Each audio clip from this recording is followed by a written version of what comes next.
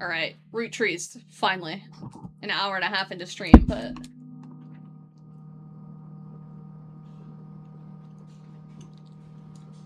I just think the dailies are a good way to, like, get things going, you know? Get us thinking. By us, I really mean me. Oh boy. Okay, I'm gonna mute Spotify. Okay! This seems loud as fuck. Oh, you can't even hear it. Hold on.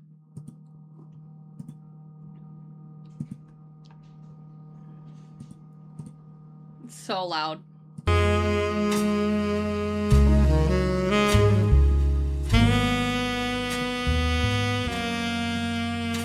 Is it still loud? Yeah, it is.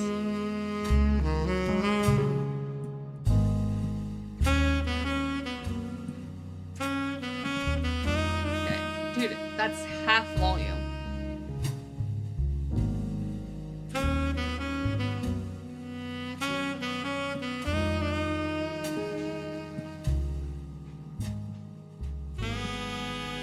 Okay, that's better. Good God.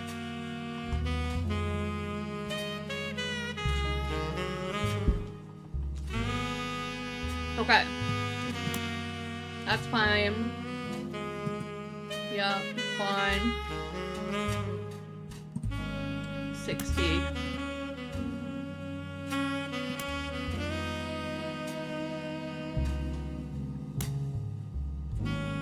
Let's just turn that down a little. You know. Okay, that's significantly better. Jesus Christ. Okay. Save. New game.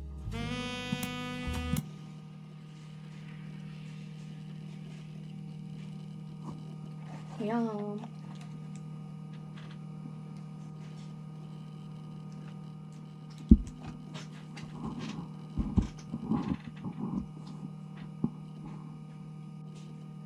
I'm very excited for this, actually. Also, if you didn't vote on my Discord polls, please go do that.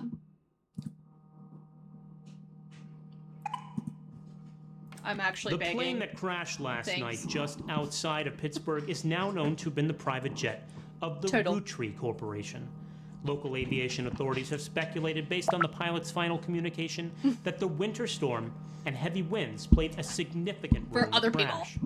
On board were multiple family members, including corporate president Carl Roottrees and his daughters, the Roottrees sisters, best known for their fashion lines and modeling careers. There were no survivors. Rip. Again, for those of you just joining us, a blobfish. Cute. The Roottrees are dead. Damn.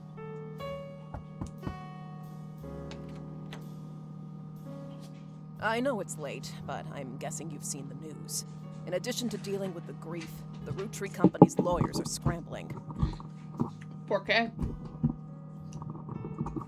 Everything's about to change. Anyone proven to be a blood relative is about to get much richer. I'm here to ensure everyone is accounted for. Okay.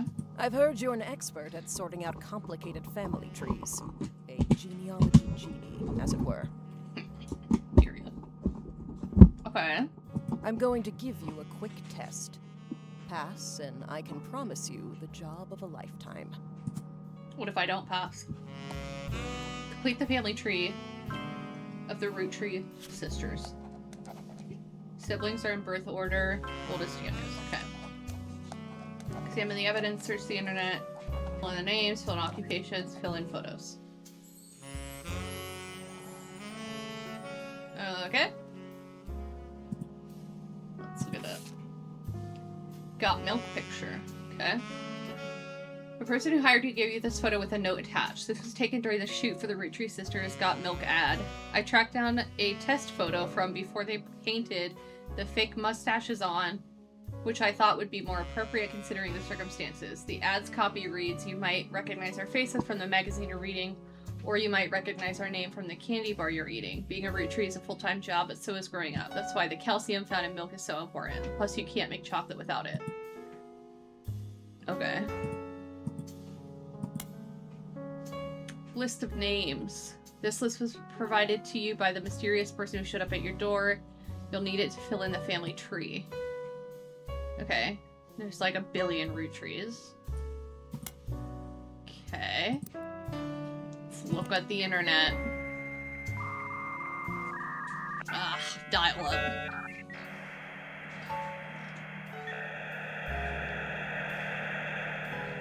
Great.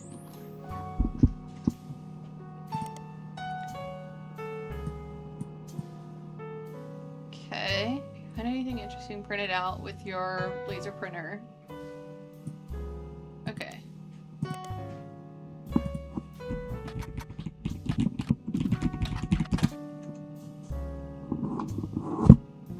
Most articles mention Carl. His daughters are also eulogized. Okay. Lots of obituaries. You also come across an unofficial Roottrees fan site, seemingly curated by a teenager. Neon pink with purple text. Hard to read until you highlight the words. The young webmaster writes, Raina is the most famous because she's the oldest and got married to TMS. But Riley is the smart one. Rose is a middle child like me. Okay. I need something to write on.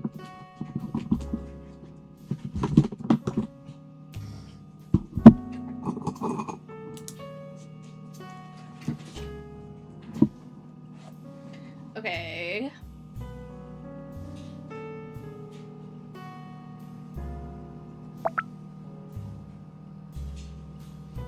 Okay, so oldest is Raina.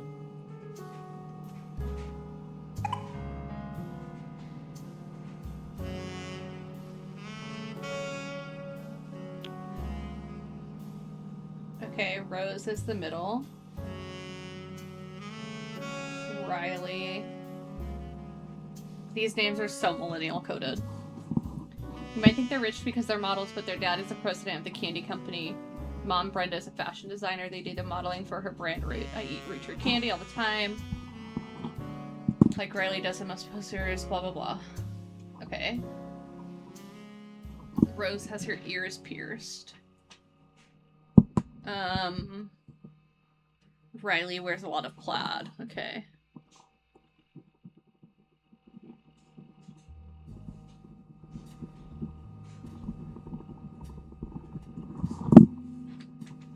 Okay, let's Google each one, okay?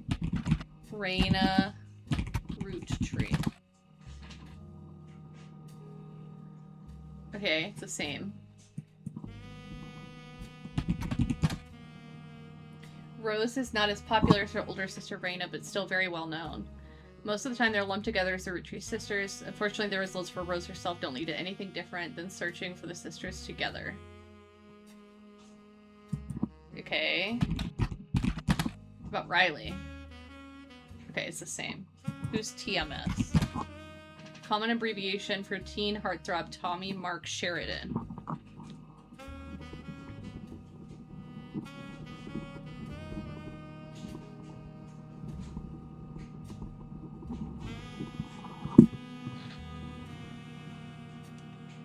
Okay.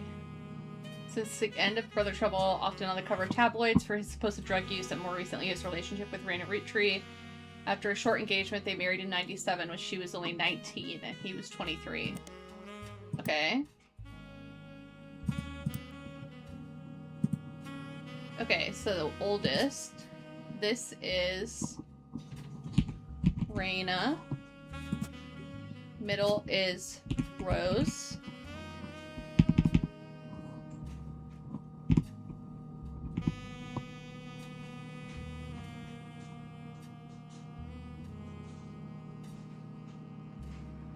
Where the fuck is she?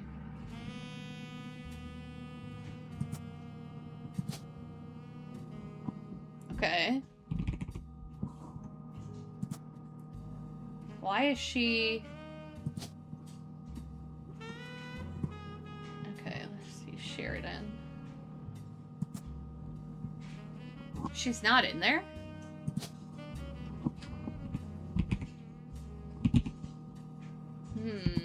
Okay, let's look at the list again.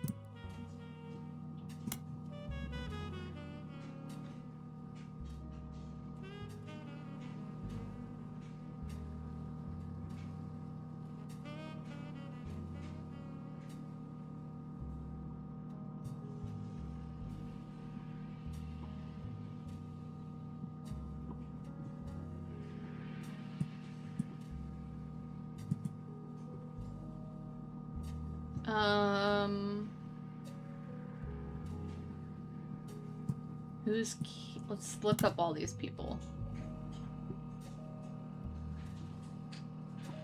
Okay, founded by Elias after he married Gwyneth. Okay. Primary models for Root are the Roottrees sisters.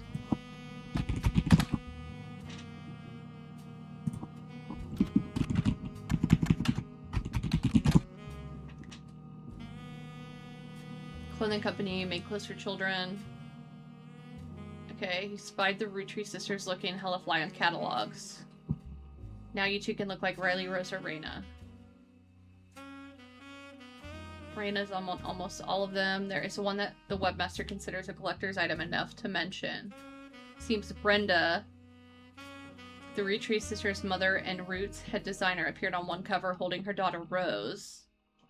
In 1985. The site says this was the only time her daughter was ever listed with her birth name, Carly. Okay.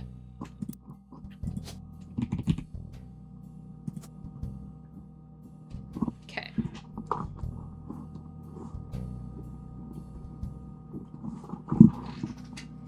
I've returned. How are we liking the game so far? Good, we literally, like, just started. We're just barely getting into it. Okay. Aren't they all models?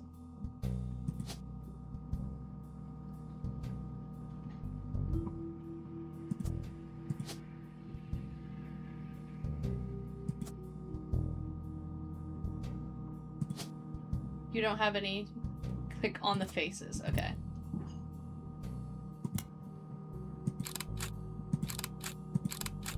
Okay, so this one in plaid is Riley. This one has her ears pierced. So that's Rose, and then this is Raina. Okay.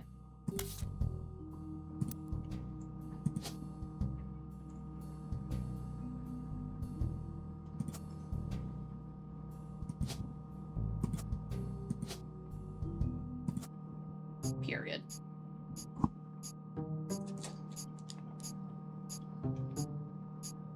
These entries are correct and have been locked. Period.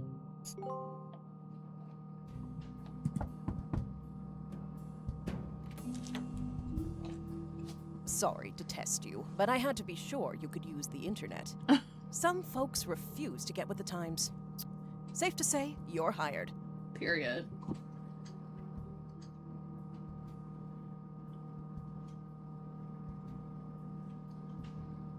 Oops. The reward for untangling the family tree is substantial. Life-changing, even. Oh? The Roottrees go way, way back.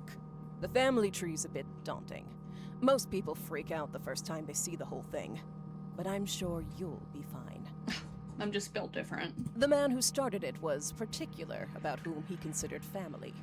For your purposes, you only need his direct blood relatives. Okay. Anyone related only by marriage is optional.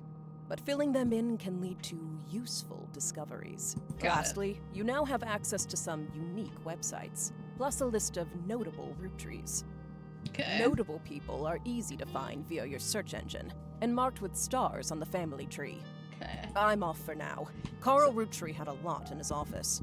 I'll look for anything useful. I'll return once you identify 6 more blood relatives.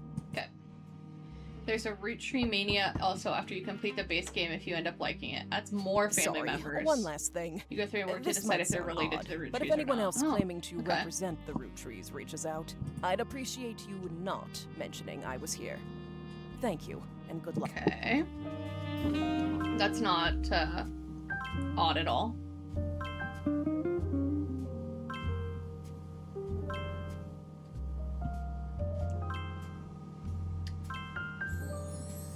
Oh, okay. Let's see. Let's zoom in here, because we can do their parents. Let's look at what else we got. Okay, they died. Shadowy figure, blah, blah, blah, blah, blah, blah, blah. Okay. The notables. Carl, Elias and Gwen. Red, Jim, Lauren, Miracle Jr. Okay. Advertisement for 5 pieces aimed at kids from the magazine Teen Blast. Named as such because the original creator had 5 children. Also mentioned the current 5 flavors are not the same as back then. Been in this line of work a long time. Okay. The higher the number, the more there is to find. The start of your search, the notable list sets off alarm bells. A list of famous people you can search. Okay. It seems too good to be true. Take a closer look at it. Okay.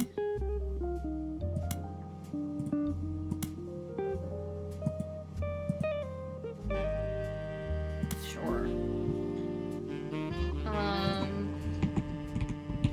Let's see if it'll let me catch Pokemon today. Probably not. Okay. So...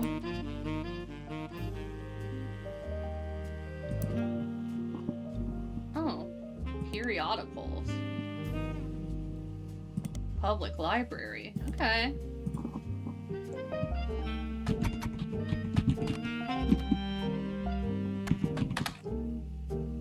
Carl Roottrees. That's the dad, I think. With his wife, Brenda. Okay. Carl and Brenda.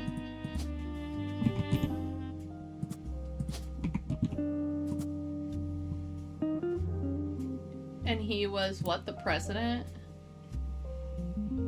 of the Roottrees Candy Company. Okay.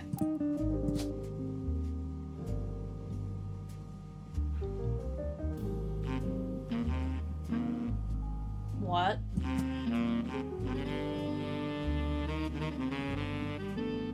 First, second, third, fourth, fifth?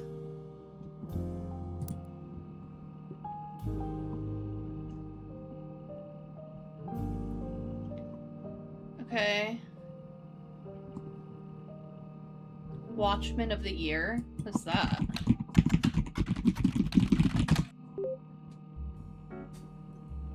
Magazine focused on company CEOs and the economy. For year they offer an award to a prominent businessman. 2 Roottrees have been featured, Elias and Carl. Business Watch does not host any online archives. Okay.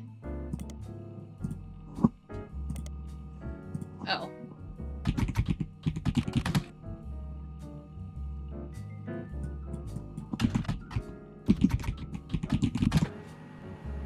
$1987. Okay. And then I think Elias. What's the other one? Okay.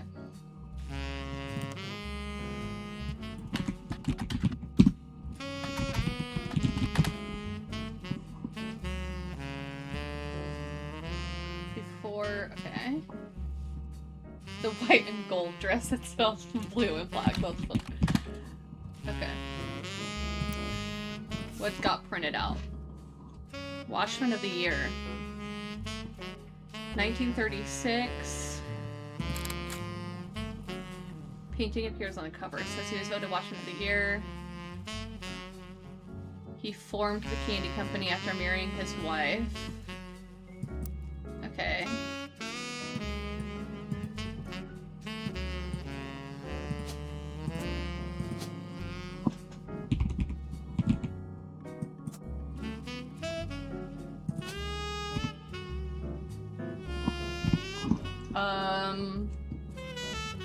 The CEO, I don't know.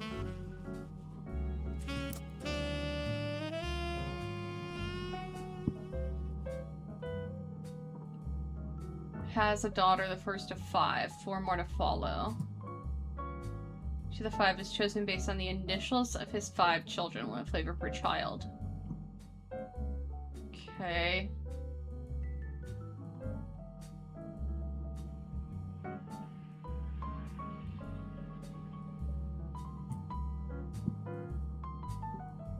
Okay. This is Carl.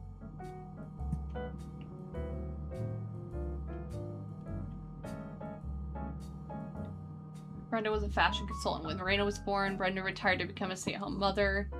Looking for a creative outlet, she spent any free time at the sewing machine. Raina's new clothes were a hit, with other parents including Carl's cousin Jim, a notable singer who had a young daughter around the same age as Raina.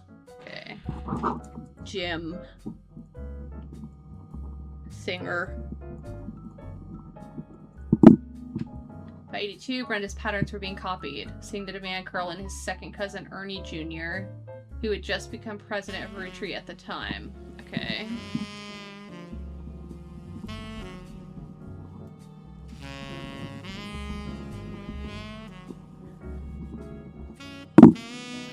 For the women, whenever you put them on the family tree, you have to put their maiden name, in case you didn't figure that out. Yeah, I think it's the only thing that comes up.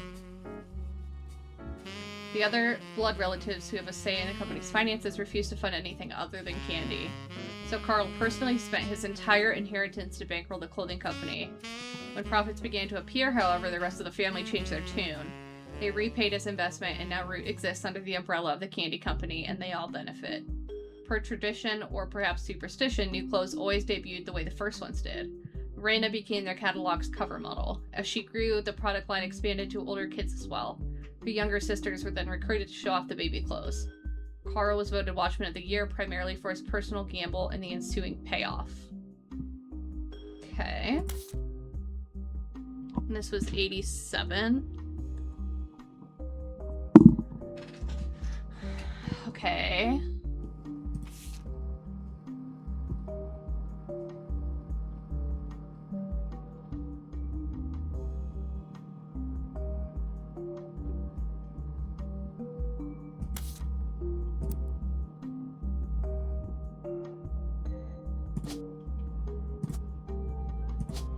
Okay. I don't know what to call him then.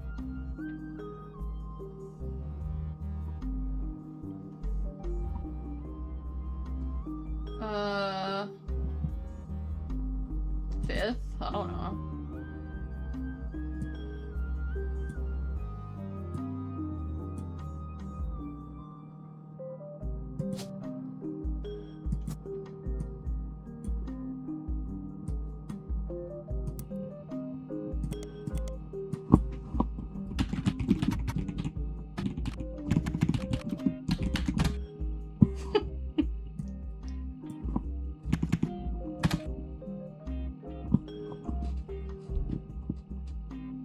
He was president, okay.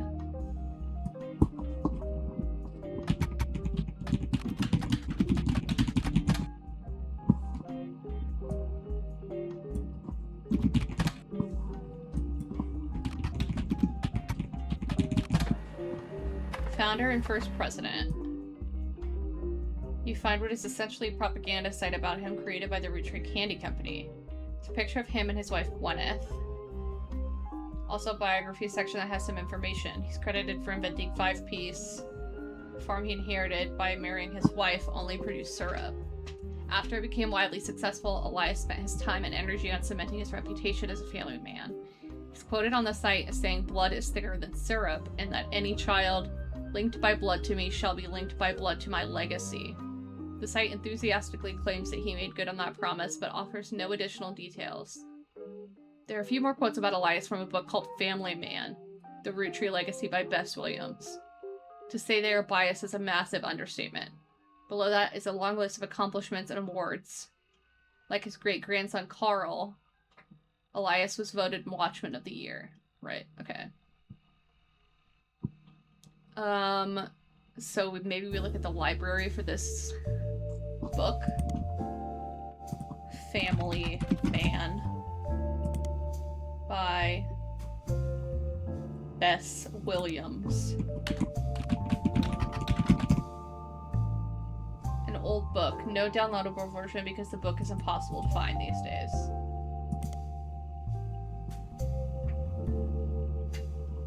Okay, let's see what we've got printed out. This.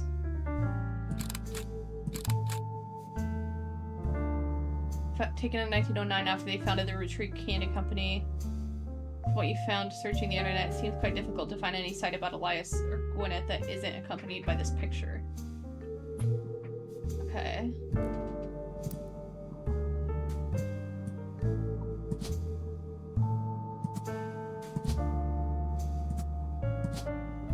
Okay, so he was the first president. This is... Oh, there's two Gwyneths.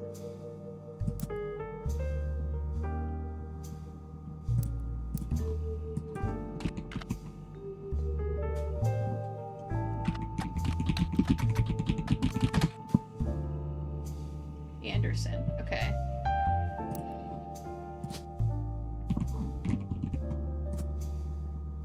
Okay. Before marrying Elias, Gwyneth was Gwyneth Anderson. She had no brothers, so as the oldest sister, she was to inherit the Anderson Maple Farm as long as she married.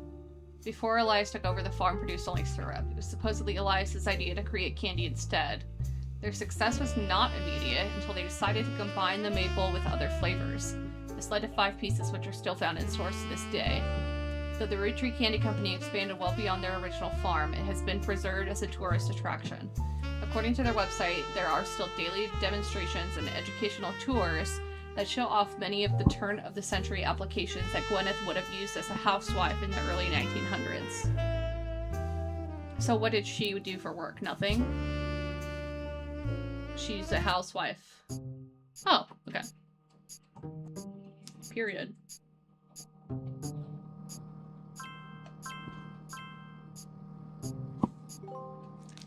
Yay.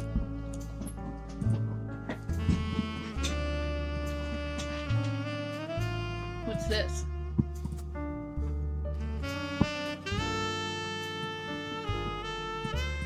Okay, so he had 5 kids.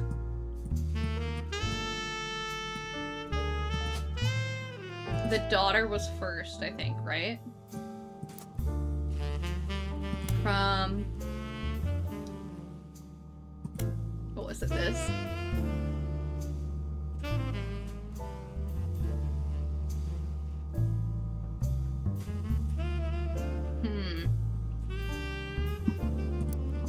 Let's look up 5 pieces.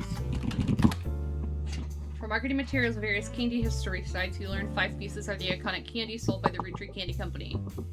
Although they are no longer the company's only popular product, they still sell well to this day. 5 pieces are small, colorful, shell-coated maple candies that since the late 20s have been pressed into the shape of a maple leaf, though they usually have one flavor that looks more like a berry. As tastes have changed over the years, so have the 5 flavors, but the shape and combination with maple have remained consistent. There's also a history of print advertising website that claims to have 5-piece advertisements scanned from a book called The Sweet History of Candy, Volume 2 by Charles Lee. Unfortunately, when you click through to the website, it seems all their image links are broken. Okay, let's look it up. Charles Lee.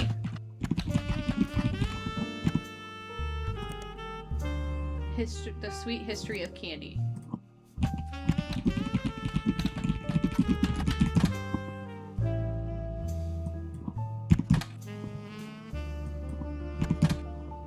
Nothing.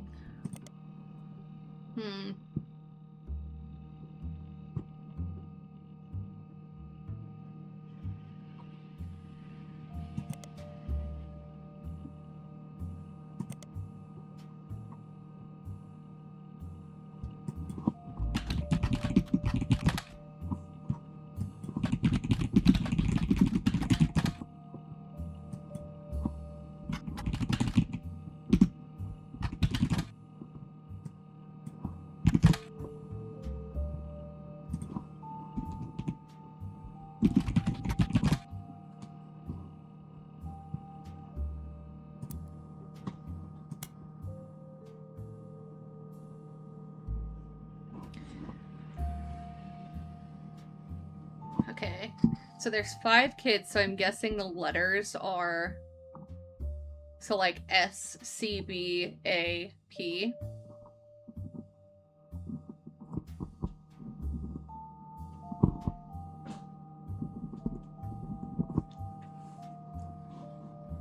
But what's the birth order?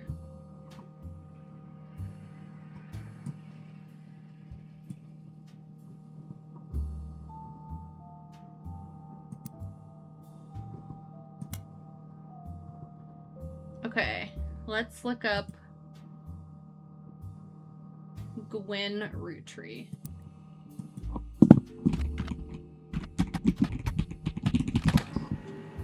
Old films that are not yet available on VHS. Site is not very well organized, search is broken, but you can get to individual pages. Well-known actress who was active in the 50s, often appeared in tabloids around the time of her highly publicized divorce, period. Her biggest role was the minor hit movie Guys Like Us. She left Hollywood after the flop of Christmas Mission. There's a widely circulated picture of Gwen from behind the scenes on one of her movies, which you've added to evidence. Gwen was the granddaughter of Elias. She shouldn't have been named Roottrees, but her father took her mother's famous name. Oh, okay. So she was born to one of the daughters?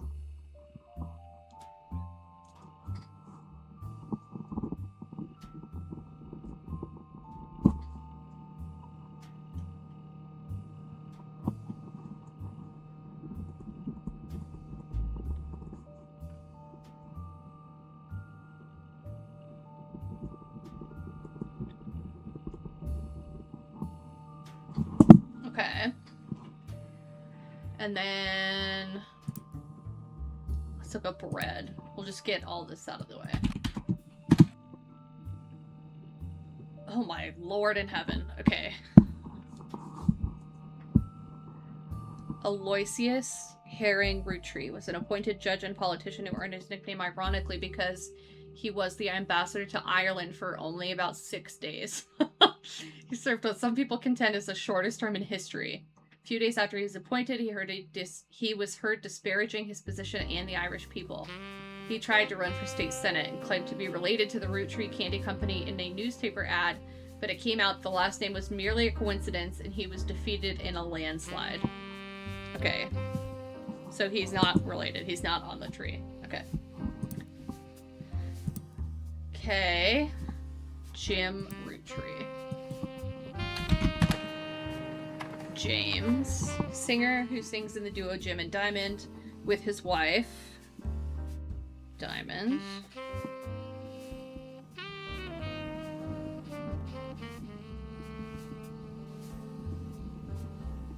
Okay, one hit wonder due to the disco song Rolling On Down to the City. Although Jim writes the majority of the songs, plays guitar, and often sings, Diamond is considered by fans to be the band's lead singer. The band never had another hit, but has its fans, who refer to themselves as Diamond's Dazzlers. The rest of their music is more folksy and acoustic than the one song they were known for. They have continued to release music through the 80s and early 90s. Other albums you find mentioned are Cherry Tree and Sound of Laughter. Jim has become a bit of a recluse and hasn't made an appearance since '96. Okay. Let's see. Lauren. An author.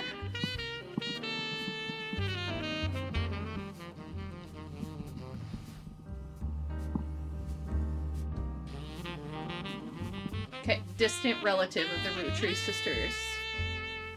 In the early 60s, Lauren released a few romance novels under her married name, Lauren Rafferty, to little fanfare.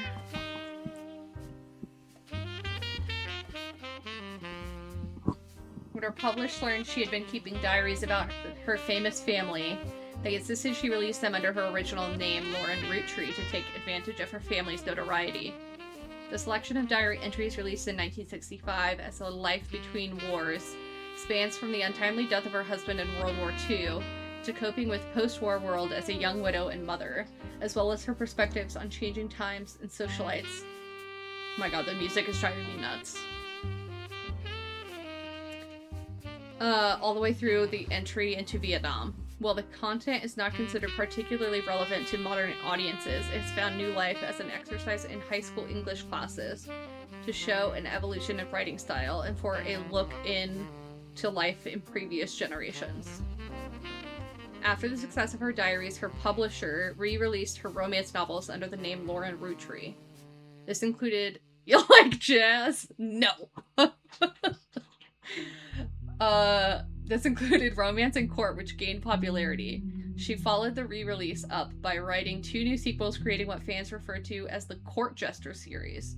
You find no recent details about Lauren, though she's listed as retired. Okay. Miracle Jr.? Okay. Doesn't go by his full name in promotional materials. He's instead shortened it to Miracle Jr., a televangelist who's part of the Miracle Network. He used to have a show that aired on local access across many stations in the northeastern United States. According to a website called Clergy Watch, he was exposed and subsequently charged with conspiracy to defraud the public in 1979 when he claimed to heal someone in a wheelchair. Okay, right. A news expose revealed it was his wife, Edith's sister, in a disguise.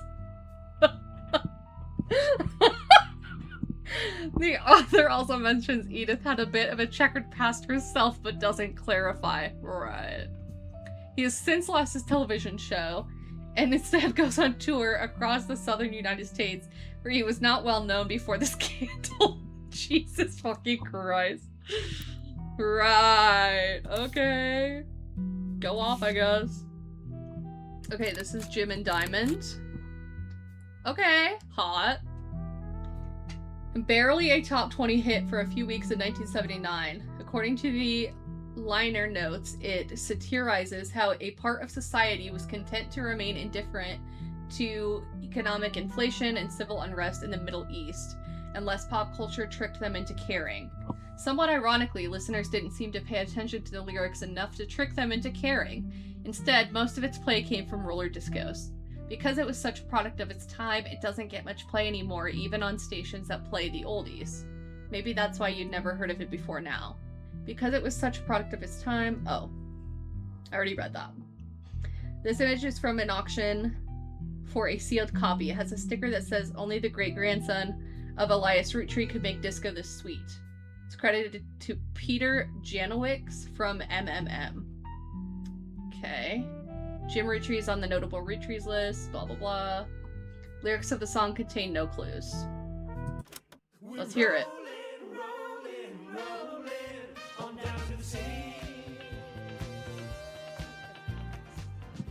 Wait, this kind of fucks.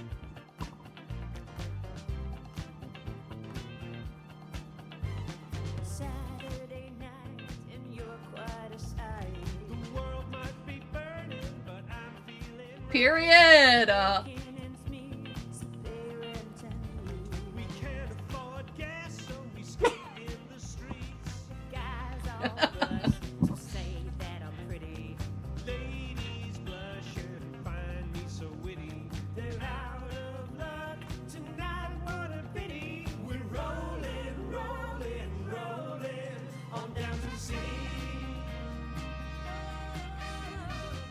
This would make me want to skate. I get why it was popular.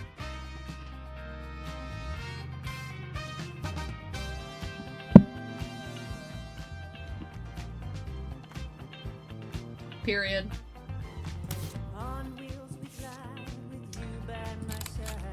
Riley circulated a photo of Gwen. Okay. Okay, now I have to figure out where the fuck they all go.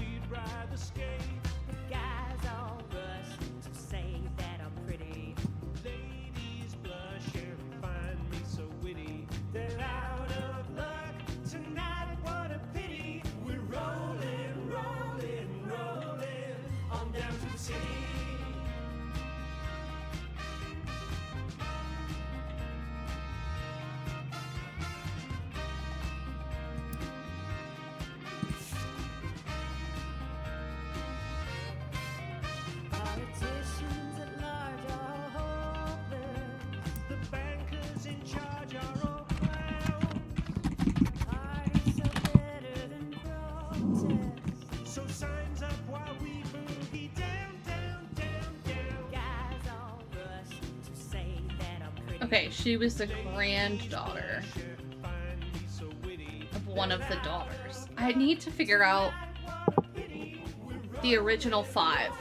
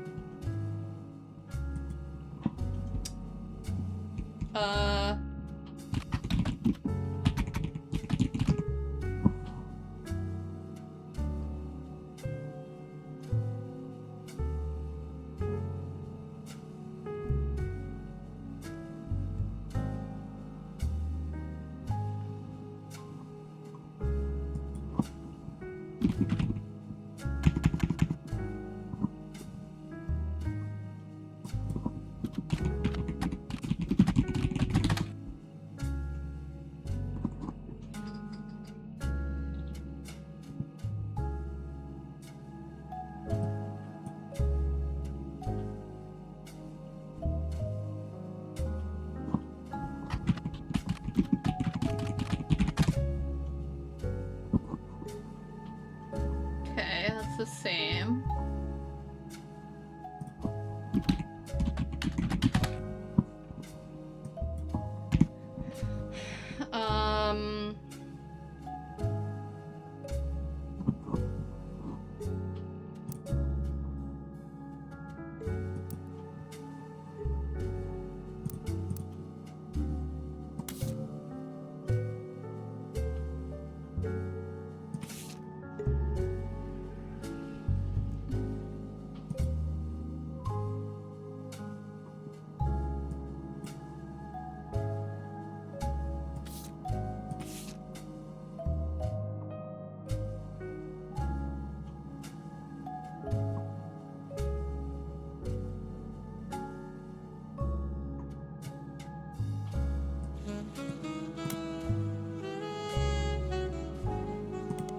Okay, not that.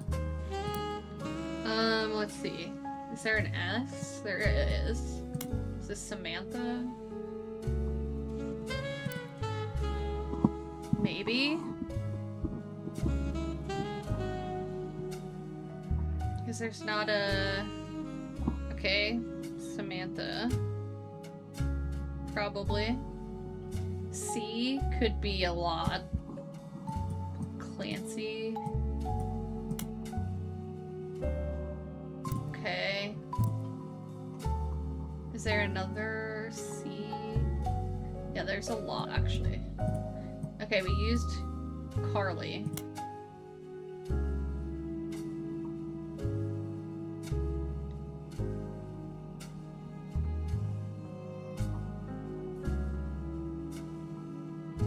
Yeah, I don't see anything for that.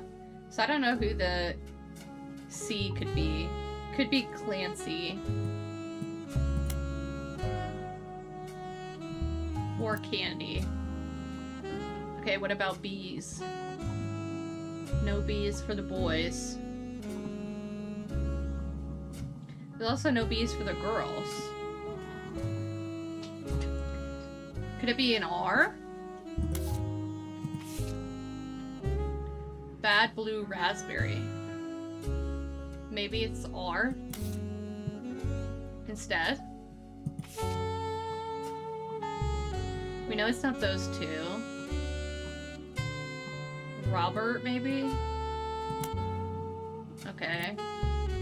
What about Ronald? Nothing. Okay.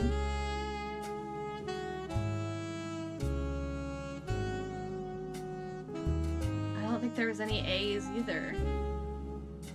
Roottrees. If you search a person, it wants you to search first name, last name. Okay.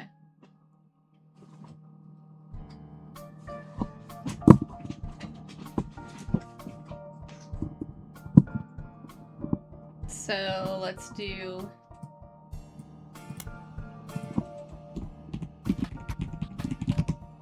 nothing. Okay, there was, who else? I think she was the only S.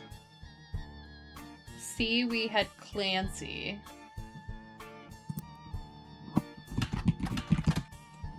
Okay. Nothing.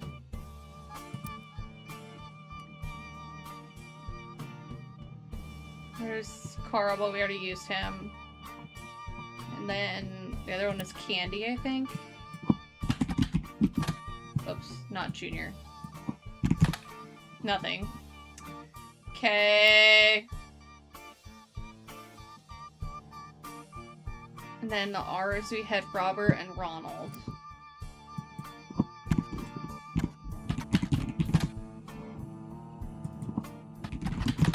Nothing. Okay. I don't think there was any A's. No.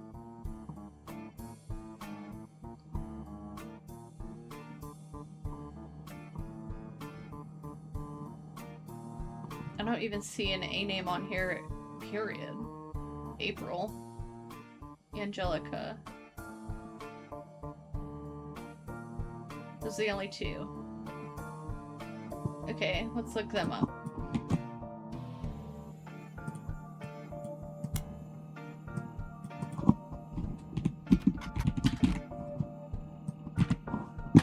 Nothing. Okay.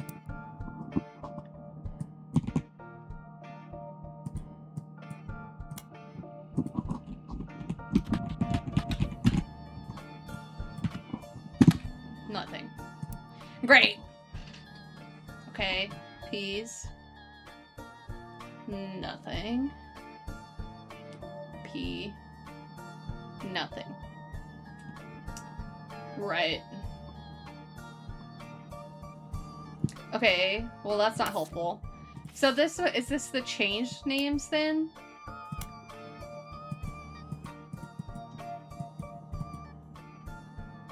Radical new flavors.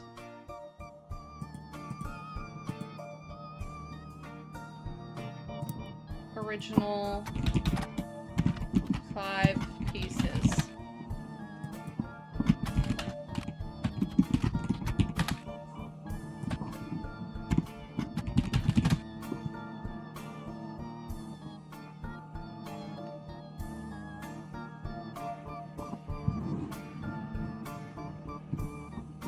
What the fuck?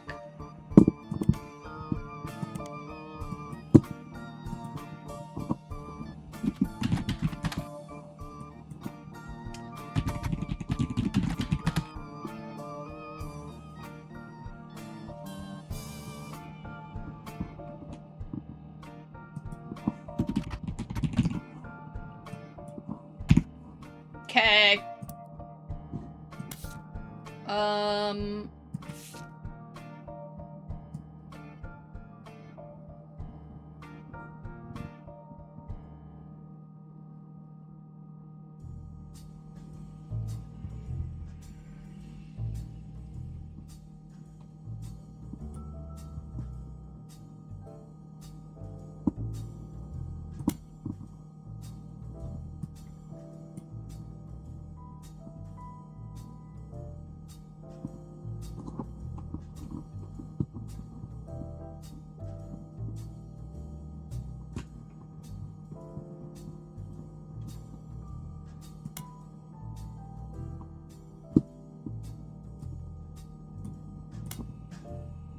Oh, okay. Clancy Trust.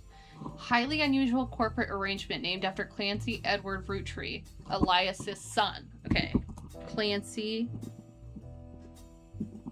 Edward. And the head lawyer. Okay.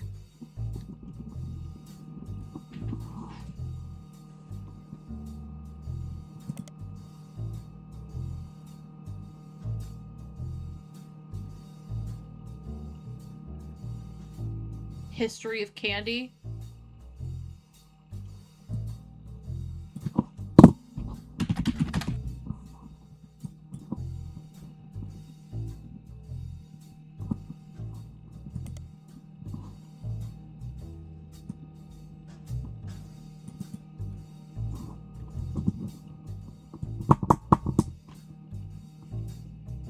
Due to its unique nature, often brought up online in discussions about financial matters and inheritance as an oddity. The company mandates that a fixed percentage... Oh, I should change my category probably, huh?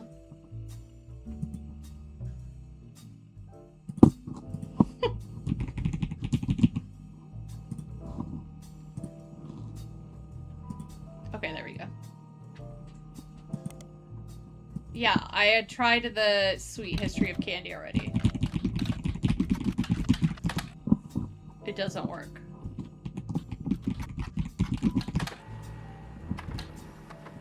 You have to type the whole name. You have to type its government name. That's so annoying. Part of a book series about all things candy. Starts in 1925, continues onward. Book ends with a look into the future of candy. Includes some print advertisements. Okay. Find a newspaper ad from the 30s. Great. Company mandates that a fixed percentage of its profits are split every quarter among bank accounts representing each direct relative. An account is created for each blood relative at birth and first accessible when they reach 18. The actual numbers have never been disclosed, but due to ever-increasing success, it's a significant amount of money. The Clancy Trust is known for being essentially impossible to get around due to many checks and balances written into it. Still, there have been a few situations in which family members have tried to forcibly remove another member from the trust. Most details online are pretty vague since the matters are handled internally. The only information you discover is from a university law school, which apparently had a guest lecturer talk about the Roottrees versus RR in 1994. While looking into the Clancy Trust, you often find mentions to the 5-piece guarantee, which went into effect at the same time. Elias Roottrees' attempt to ensure that the Roottree Candy Company would remain a family business for eternity. In isolation, it's somewhat baffling. The yearly salary of Roottree's president is always locked to the price of a single pack of 5 pieces. When the 5-piece guarantee went into effect, this was 25 cents a year. Now it's closer to $4. Combined with the Clancy Trust, however, it makes a bit more sense. Elias wanted to ensure that only his direct relatives could afford to be president. And he knew that because their passive income was tied to the profits of the company, they would have a vested interest in keeping the company as profitable and successful as possible. Whether or not this was a smart or successful decision is widely debated, both online and in person, by economics enthusiasts of all levels of expertise. Okay. Interesting. Okay, let's look at this. 6 years after the debut, states that the flavors are inspired by the children and the order. Okay.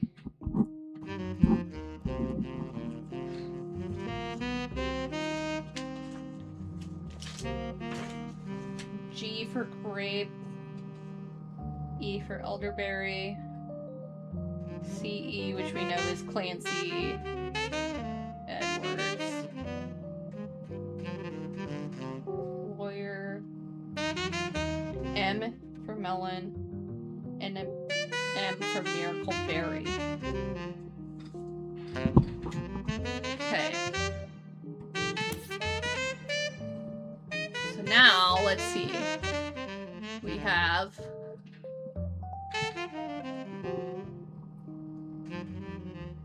Clancy Edward, which we knew. I think this must be Elias Jr.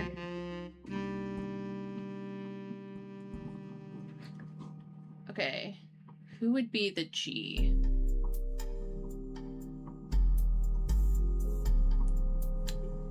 Maybe Gwendolyn? Because we already used Gwen.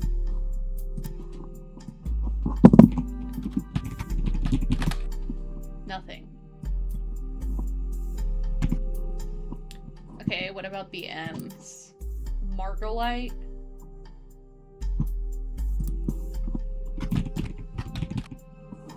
Is that how you spell it? Yeah. Nothing. Okay. Miracle? Perhaps? Oops.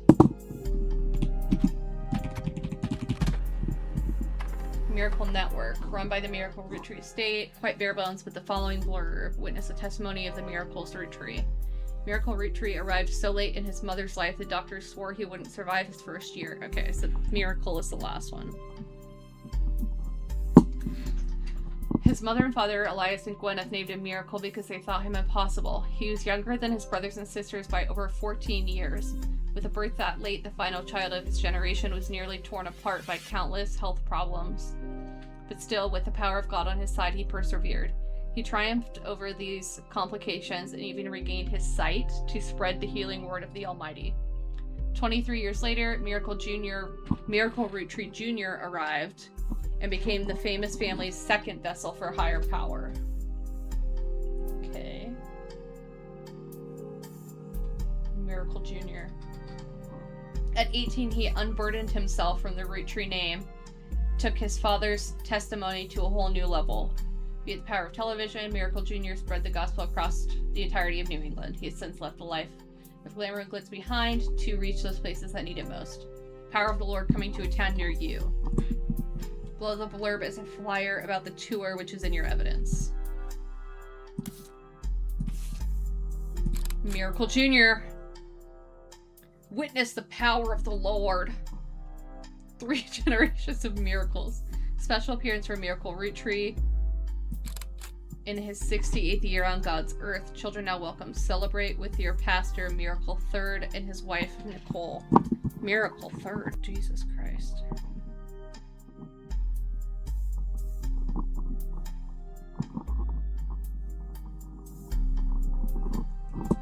All right.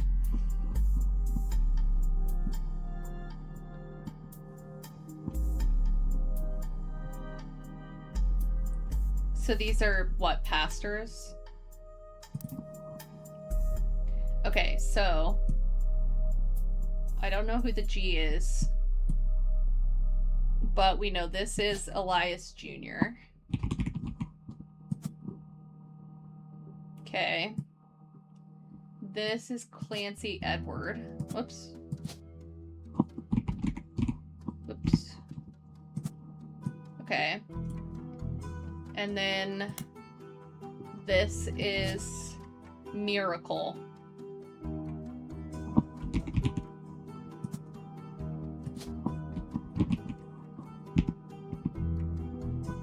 Preacher.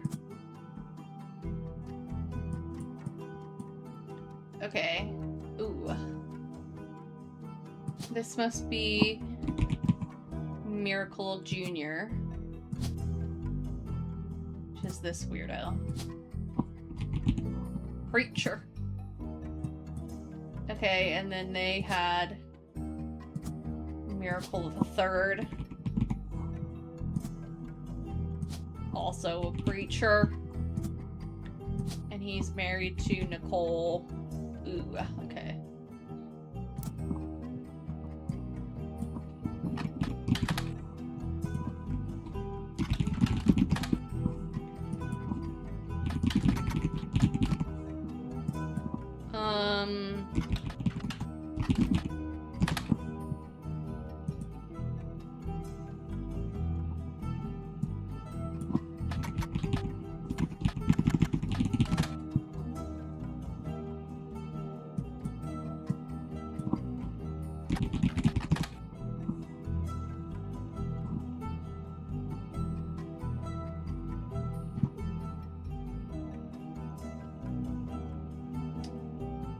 Okay.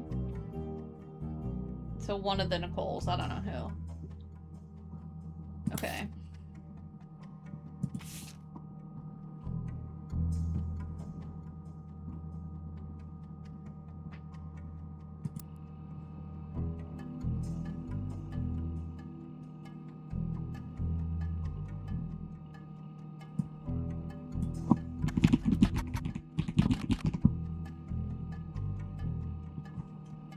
Right.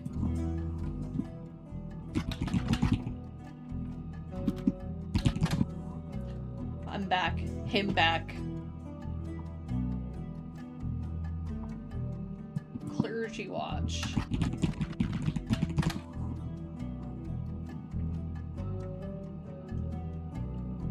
Oh, Miracle Jr. is married to wife Edith. Okay.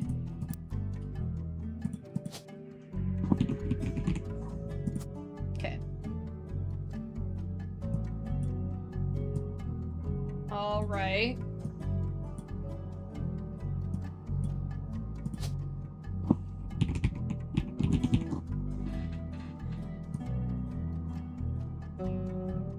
Okay, if it's a G, I think this has to be Gwendolyn, right?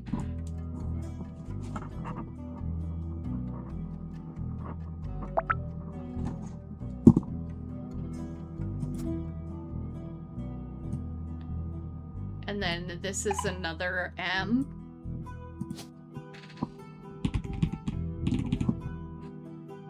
So this has to be Margolite. Okay.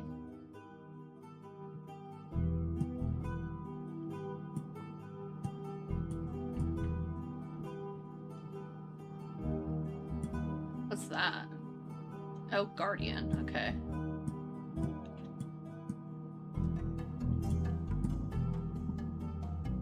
Okay. So we have that. So let's look up.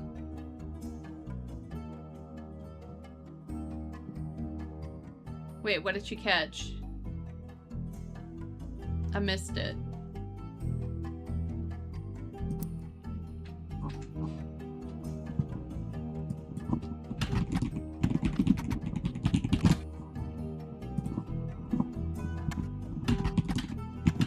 Ooh.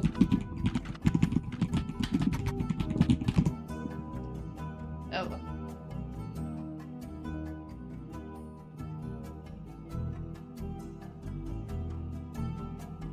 Okay.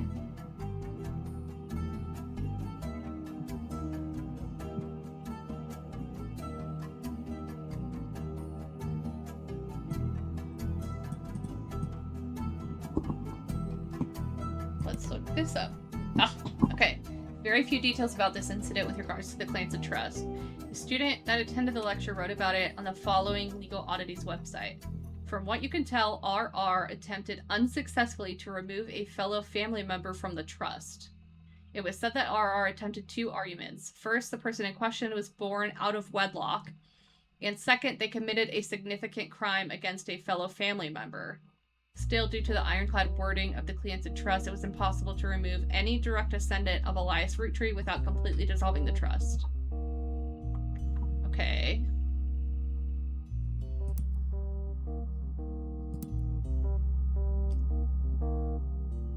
Let's see, James. Okay.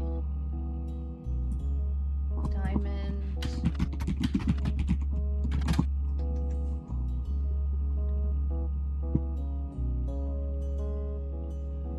Okay, because Jim is the cousin of Carl, if I remember correctly.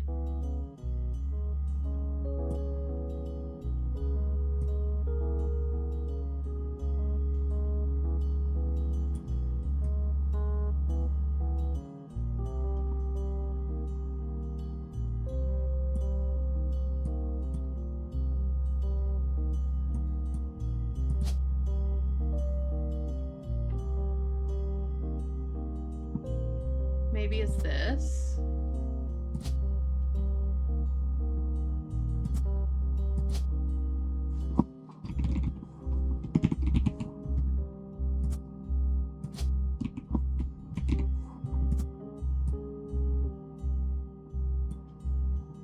It could be this too, I guess.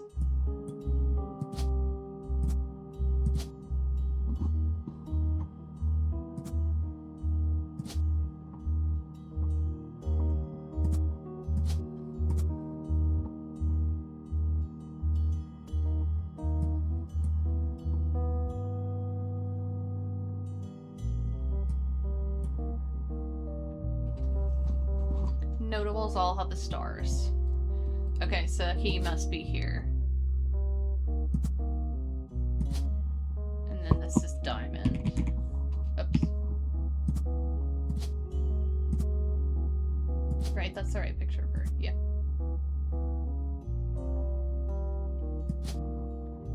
James.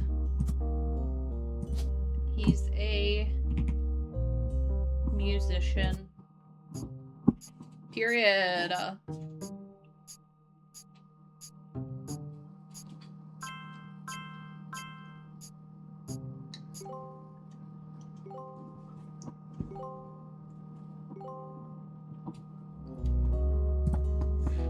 Okay.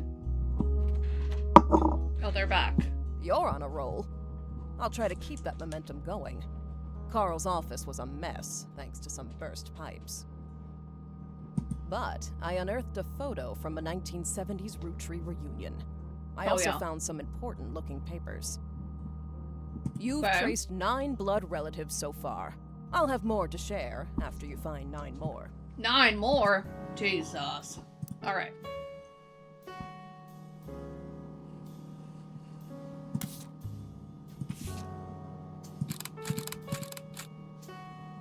Here's a bonus. When I pulled the water damage photo out of the free spirits, out of the frame, this fell out too. Couldn't make the reunion. Wishing you off in Paris, Gwen and the boys. Okay. So this is Gwen.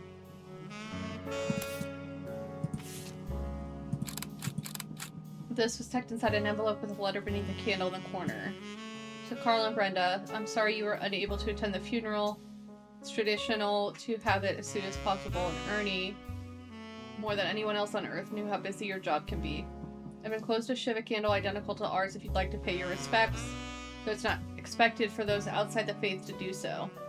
Ernie was a man full of love, not only for his family, but for his family's legacy. He had an immense amount of pride for the work you 3 did together, as well as how Carl has carried on for him after taking over. As for myself, it's impossible to express my gratitude enough for rescuing us from the panic and burden of endless bills. Though we caught it too late for him to get on the donor list, the company took care of us beyond our wildest expectations. It went unsaid at the time, but Ernie and I knew it had to have been Carl that convinced the trust, and that was no coincidence that it happened shortly after your visit, Brenda. Up until the end, Ernie and I had to stay strong, especially for Nicole's sake. We could have never done that without the 2 of you fighting for us. Much love, Debbie. Okay, so this is Debbie and Nicole. Oh boy.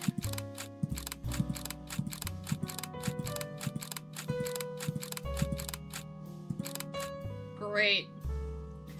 This photo has a note attached from your employer. Every 20 or so years, the Roottrees would hold a big reunion and recreate an old family photo. This is one from the 70s, and Carl is the teenager in the middle. Sorry about the water damage. A pipe burst in Carl's office. On the back, in childish print writing, says November. There are also a large number of cursive signatures. They include Bonnie, next president Guy Hudson, Ernie Jr., Caroline, Gwyneth M., Gwendolyn, Miracle Jr., Jim, Clark, Carl, and Eli M. Oh my god. Okay.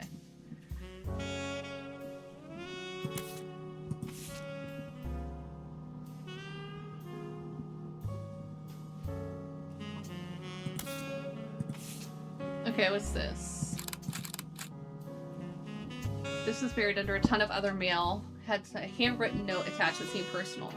It's a flyer about a candidate for local office, Stephanie Jones. On the back is an excerpt from a newspaper article from the Butler County Times about her campaign. Stephanie may have grown up in an unconventional family, to say the least, but in her words, it was still full of love. And now, 22 years later, with a baby of her own due around Christmas, the message from voters is simple. Love is our future. The handwritten note says, Carl, I know we don't see eye to eye when it comes to the candy company, but if you could talk to your girls about putting out a statement supporting Stephanie, she could use the publicity your daughters bring. Don't let our conflict spread to the next generation. CM. Okay.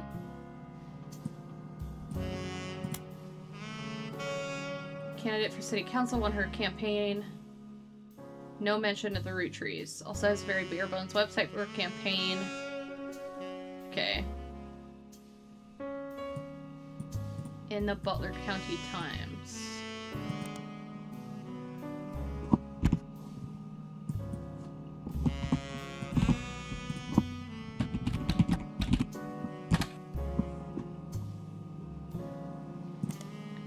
Stephanie Jones. Nice. Small report detailing election results. She apparently won her election. You can find the full version of the newspaper clipping on the back of the mailer. Most of it's unimportant, but you do find the following. Stephanie Jones, born Stephanie Landon until her marriage to local business owner Brian Jones, has lived in Butler County her whole life. She grew up in a home without a father. With my mother and her partner, I essentially had an entirely female influence. Though she's a distant cousin of the Roottrees, her mother, Caroline, a local artist who has appeared on the front page of the Butler County Times in the past, has often come out opposed to the corporation's policies regarding deforestation of indigenous trees to expand their maple farms. Unlike my mother, I'm not a fighter. I want to bring love to the world. Okay, Caroline. Wait, is Caroline a root tree?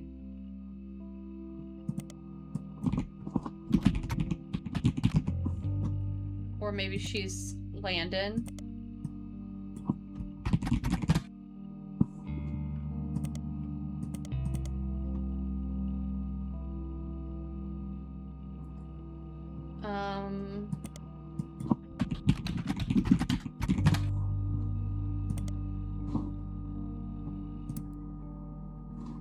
Here's a list of names.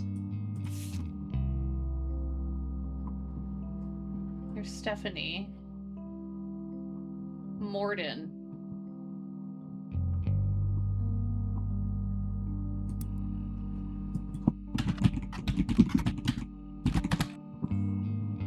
Few art websites without much detail. She's associated with a movement called P-Flag. Founded in the 70s. Parents and friends of lesbians and gays. Period. Okay, so she'd be Caroline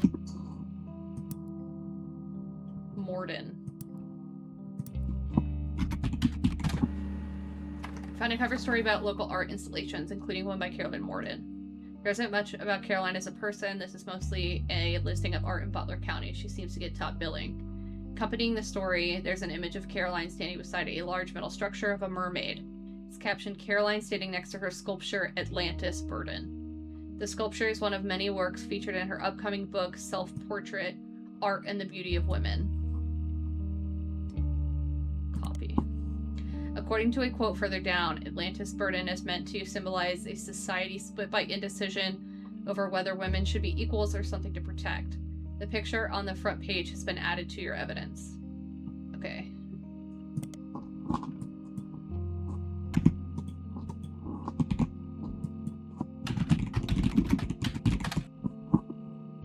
Mostly black and white pictures of Caroline's art. The centerpiece is a series of full-color, nude self-portraits at different ages. Right. Stretching from 25 to 30. They certainly have not been added to your evidence. In the intro, Caroline talks about influences. She was one of the youngest in her generation, and in her late teens, she felt betrayed when her sister Gwendolyn... Okay. So, Gwendolyn...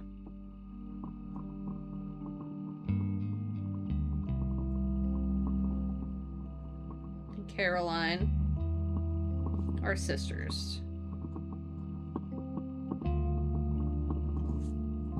Cousin Bonnie gave up on dreams to settle for boring men. She especially dislikes her brother-in-law, Dr. Wilson, who she calls completely bogus. Their marriage has led her to double down on her passions, art and the environment. She even married a man who was the opposite of boring, which was an overcorrection. She comes out strongly against the Roottrees company's effect on the local environment and rues how she was not able to convince her father, Zach, to make changes to policy.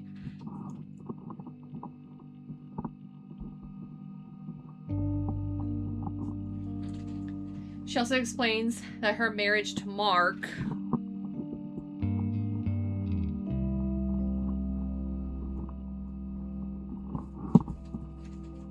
led to the most volatile moments in her life, and that the only good thing he ever gave her was a daughter. Leaving them all behind for good has pushed her to pursue her true loves, art and the beauty of women.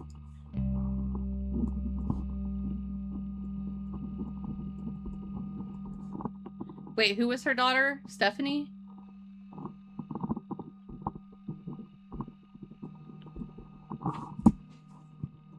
Okay. Let's look at what we got here. Right. Image that accompanied a story capturing Caroline standing next to the sculpture Atlantis' burden. Okay. And then... yeah, this is Stephanie. Okay. Okay, so... so this must not be Gwendolyn. So this must be Gwen.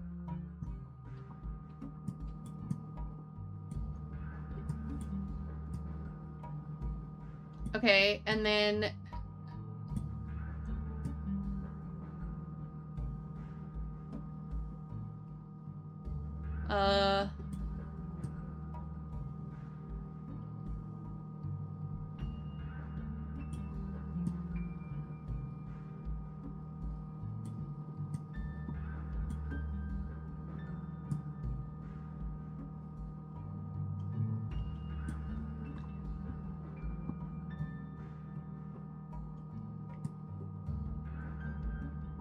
okay, so it can only be this section or this.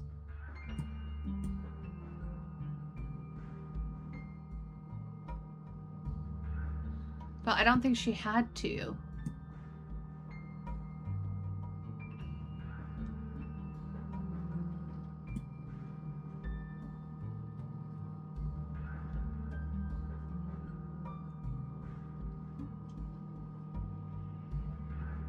Is it this one, maybe?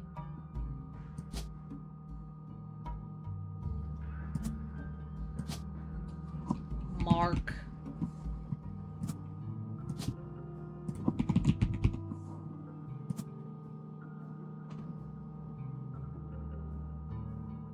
But why would her last name be Morden?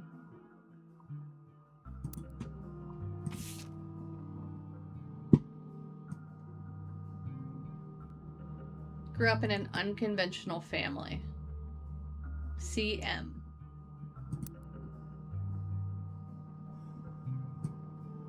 So maybe this one?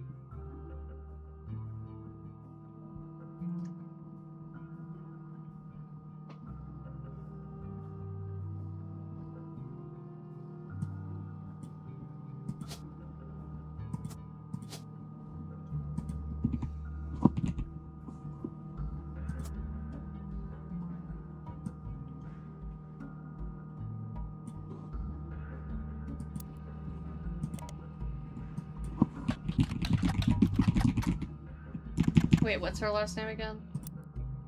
Jones.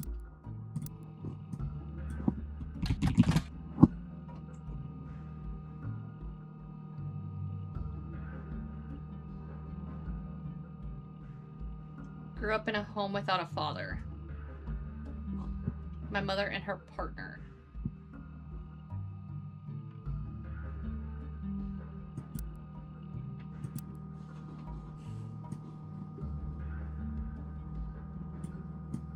But they all have a spouse.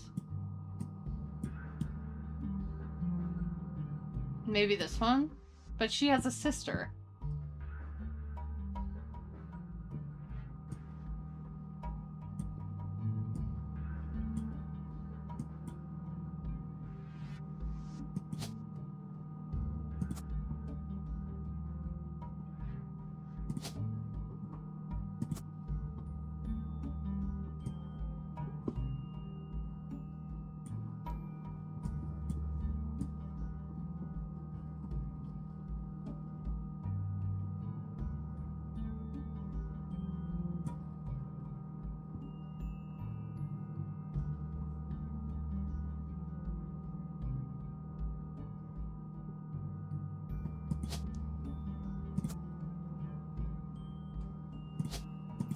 I think she's this one.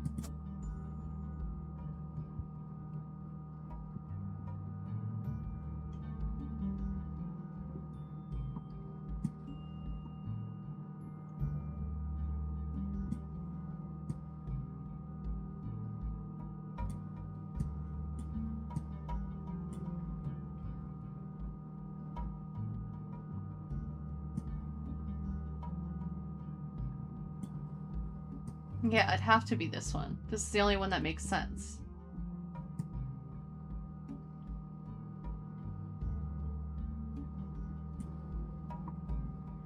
Is there someone before Mark?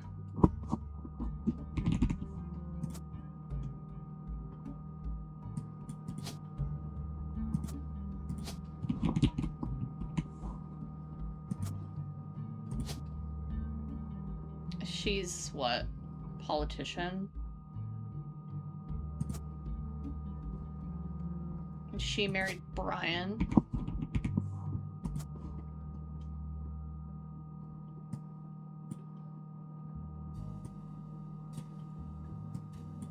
Okay.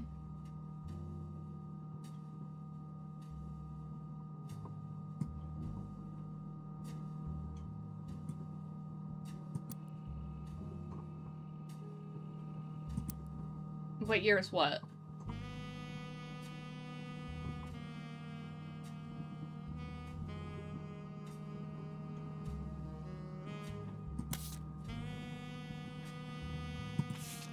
So who's this man?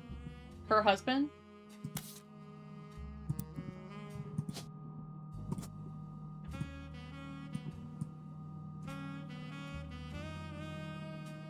Uh, 98.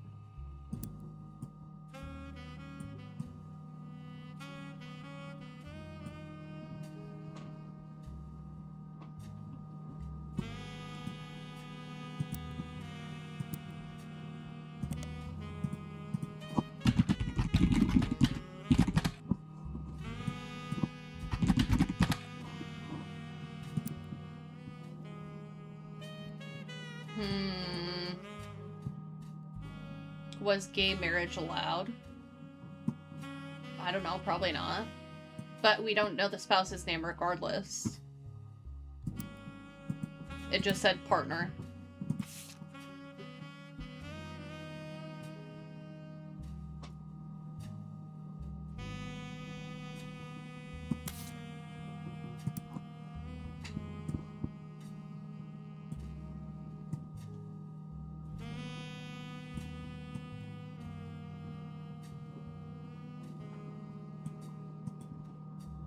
And then this one is what? Zach?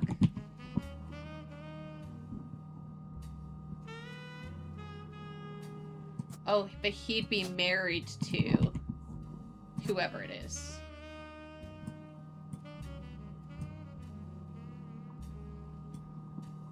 Okay, Zachariah Morden.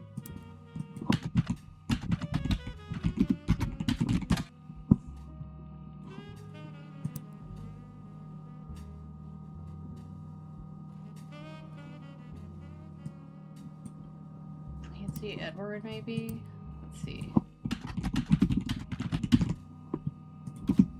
Oops.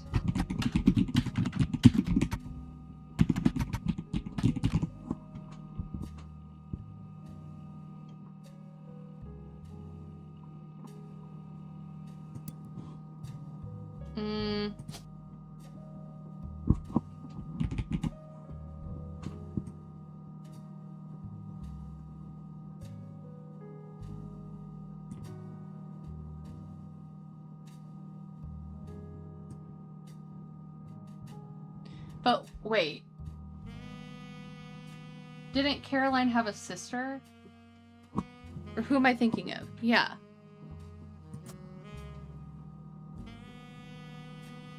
So she can't be here. Right? Because they only had one kid.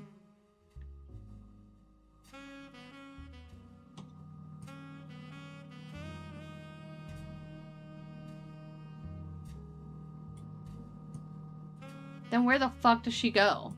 Here?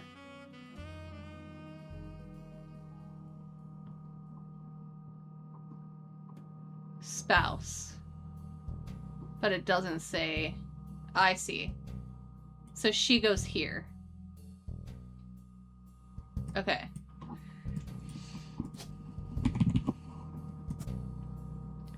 This is no. This is Mark. artist. Okay. They split up. She had Steph. Okay. Just her. She married Brian, which is this man. Okay. We don't know this spouse's name yet. Okay. So then this is Gwendolyn. Morton. Okay. This is Zach. Okay.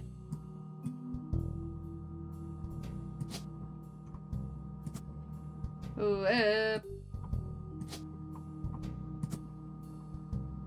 okay.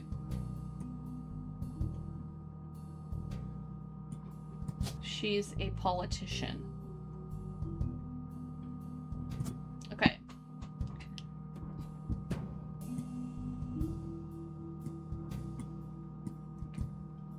So, who did Zach marry? Let's look up Gwendolyn. Maybe we'll get something on her. Gwendolyn. Am I spelling that right? Gwendolyn. Okay. Morton. Period. Okay. Let's look at the shit we have. We have...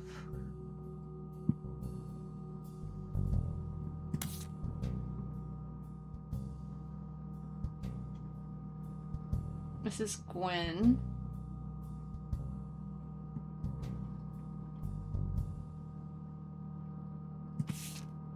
This is also Gwen.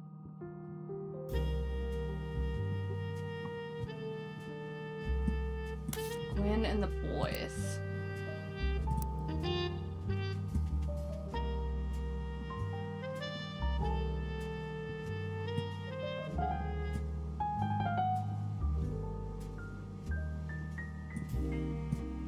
Who could that be? These guys?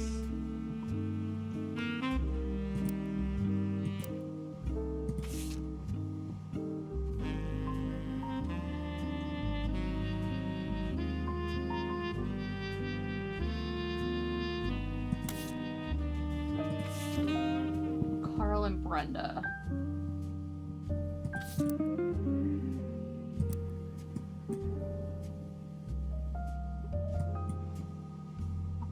What funeral? Who died?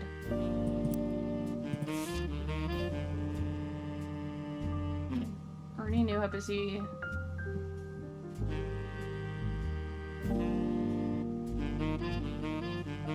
So is this Ernie Jr.?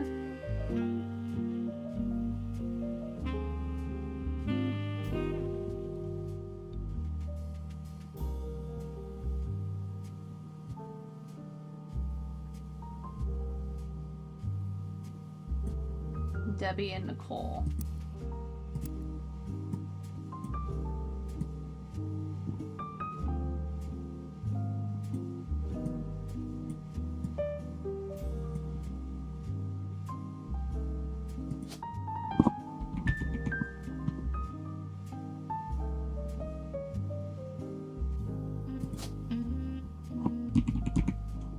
Deborah Bean.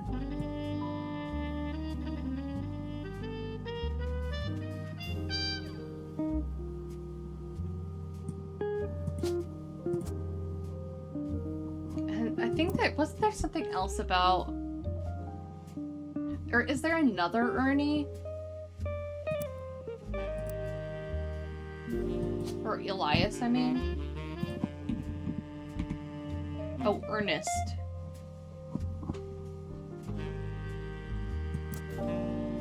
Ernie, that's right. Okay.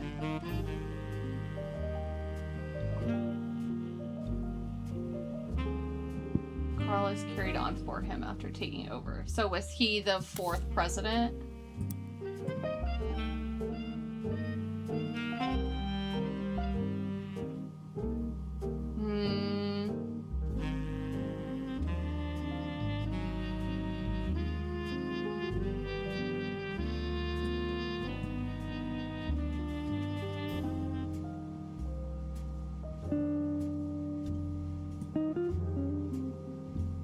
Maybe Maybe this one?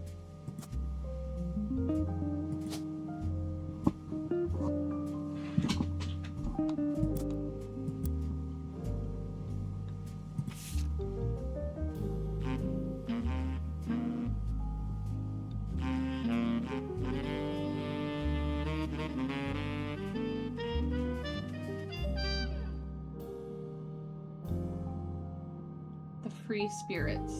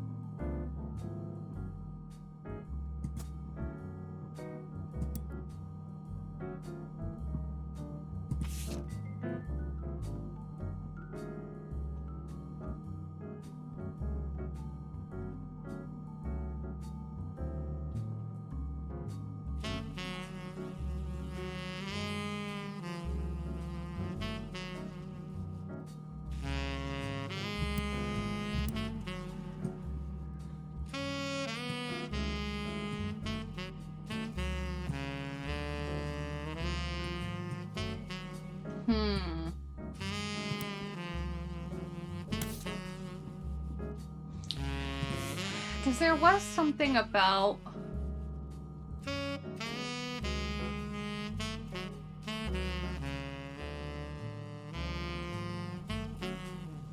someone taking their wife's name.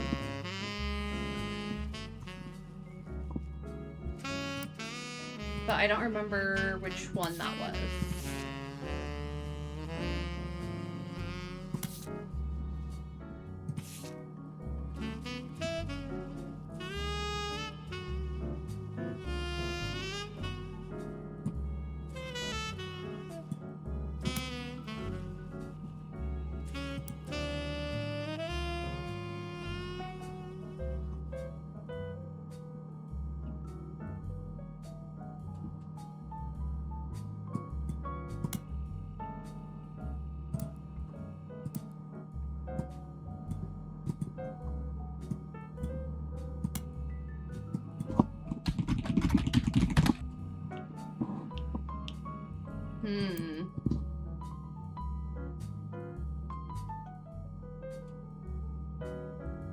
Guy Hudson. Fancy flavors. Guy Hudson's first and most cited move as president in an attempt to cater more towards what he thought an average person wanted. Guy looked at his own wealth, which was often a source of envy for others, and decided to tap into the idea that if they added fancy flavors to 5 pieces, anyone could live like the wealthy. This philosophy led to a flavor in 5 pieces that was meant to mimic caviar. 5 pieces sold less that year than it had any other year, except in some foreign markets. It's very quickly announced that caviar was meant to be a limited flavor and would go back to normal as soon as possible.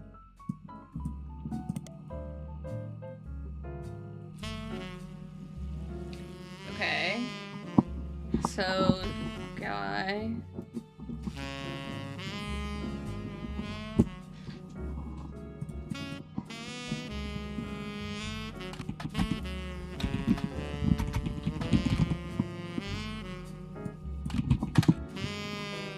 There is an Ernest, though, I think, right?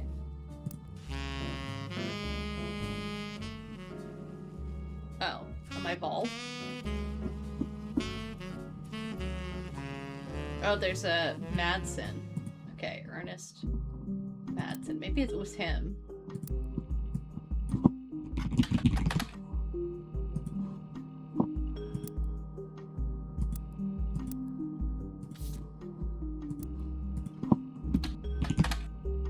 The fuck?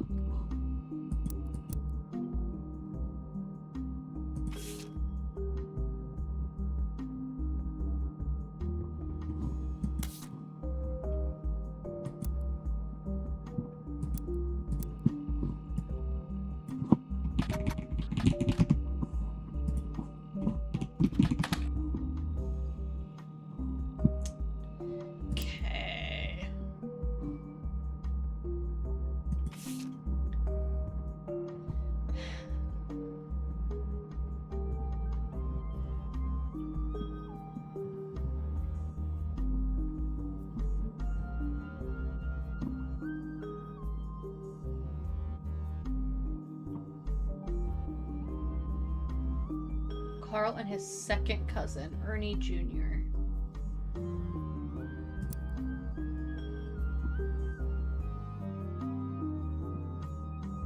Okay, so this must be it.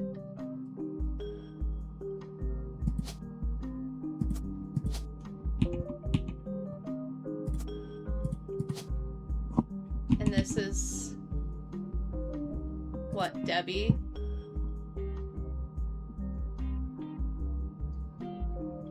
Right? And then they had Nicole.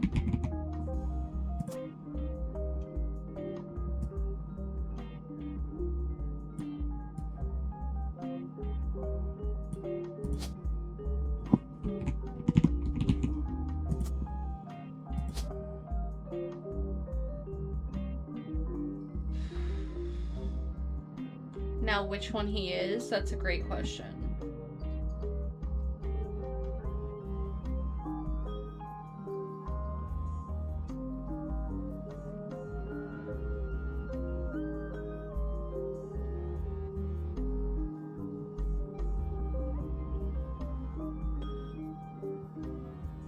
Porn stash, maybe?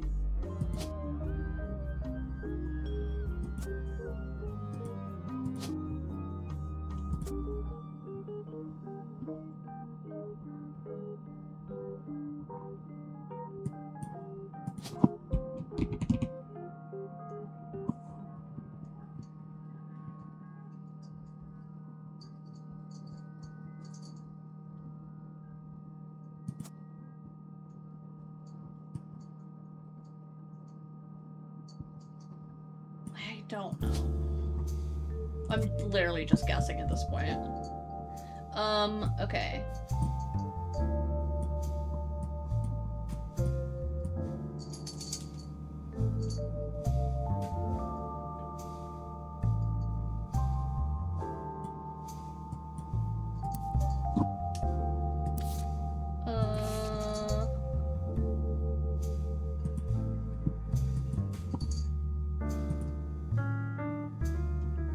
Verified and locked.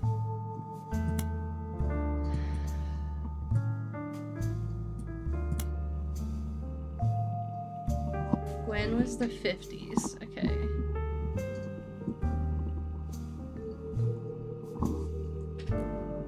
She's the granddaughter of Elias. Okay.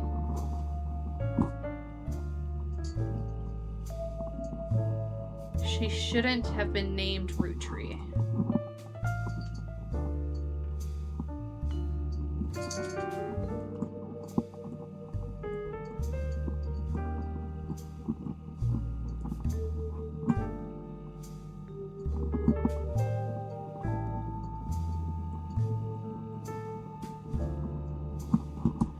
Okay.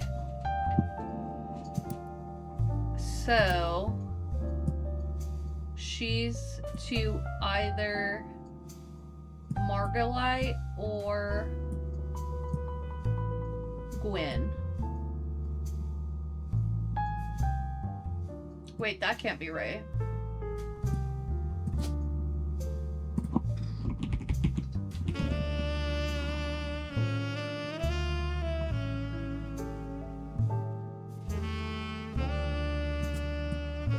And this has to be Gwendolyn.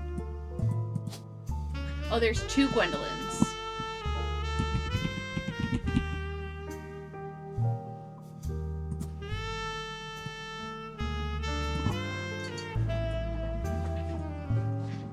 Okay.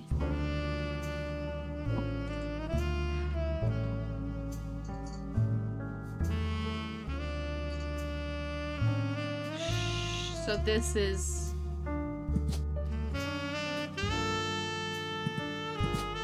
is this Gwen?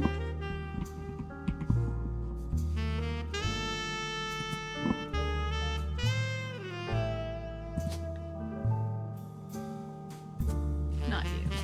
You. An actress.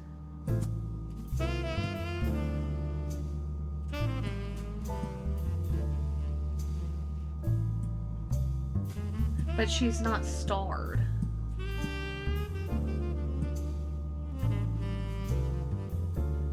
So maybe it's this one.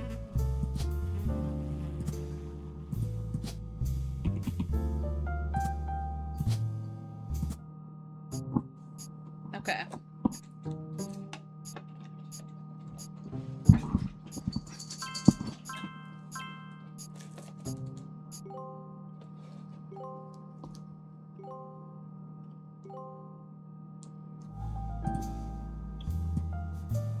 Okay.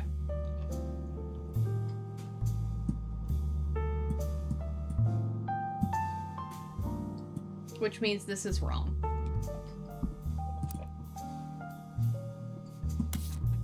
So that has to be Lauren, because that's the only starred one that's left, right? So then where the fuck do these guys go? Here, maybe?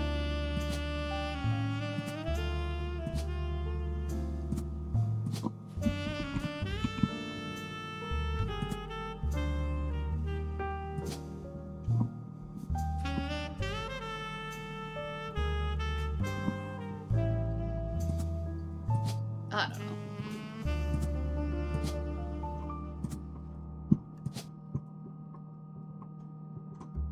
We're gonna skip them for now.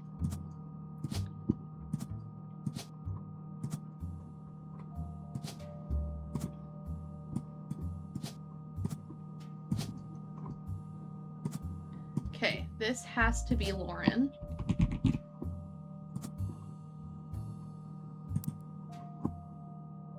Which is...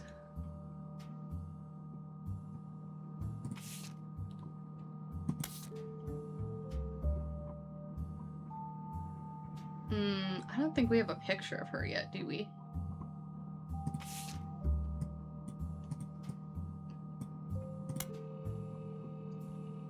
Life between wars. Okay.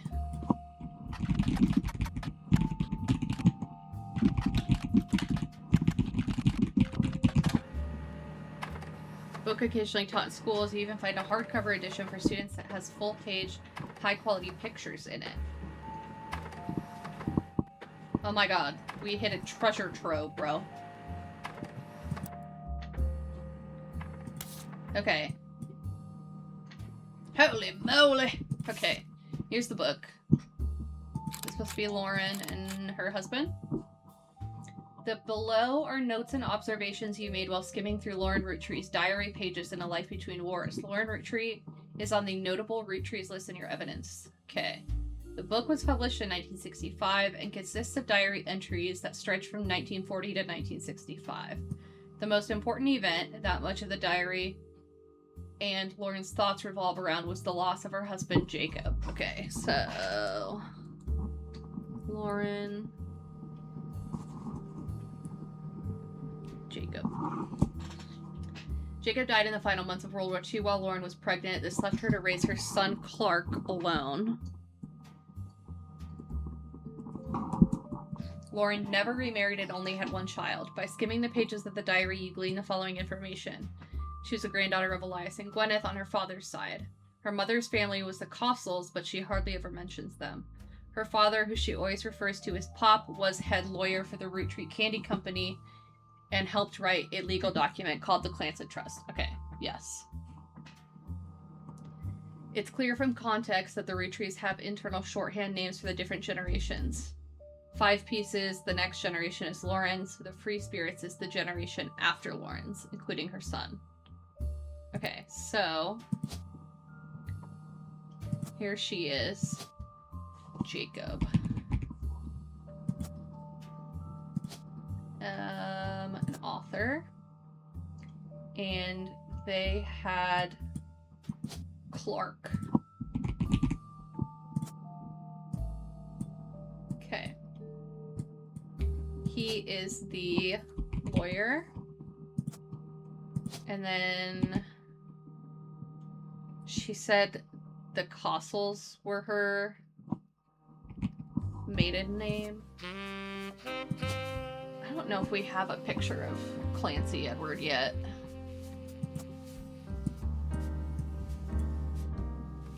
Okay. But there she is. at least. Okay. So that's good. What else? Oh, there's more pages. An entry entitled Complaints from Lauren Roottrees' diary written in 1953.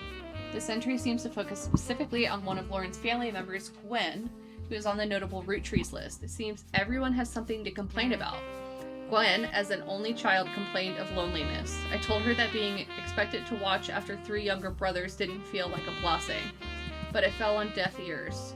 During the summer where I went to stay with her and Aunt Margot. Okay, so Gwen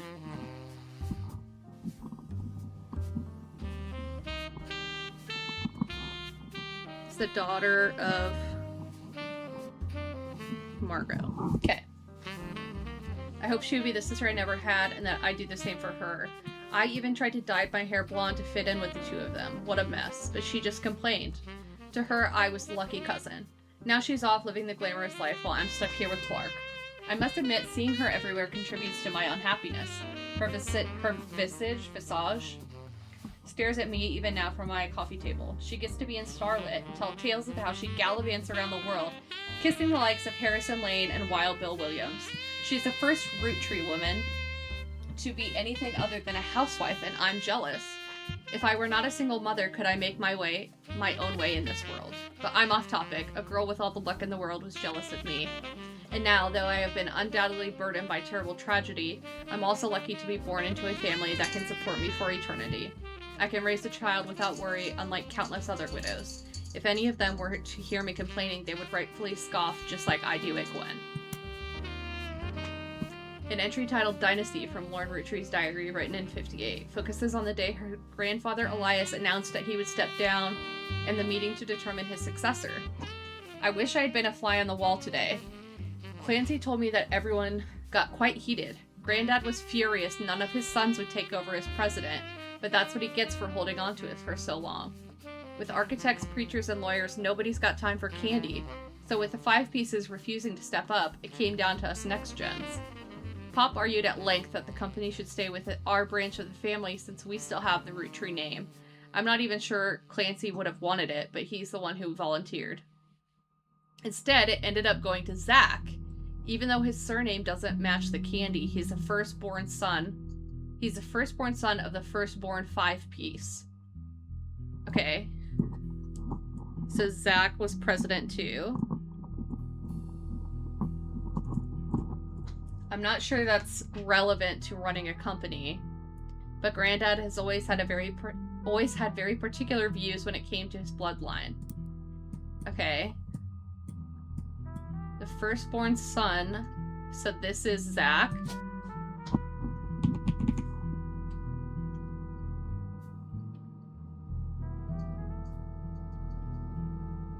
Is it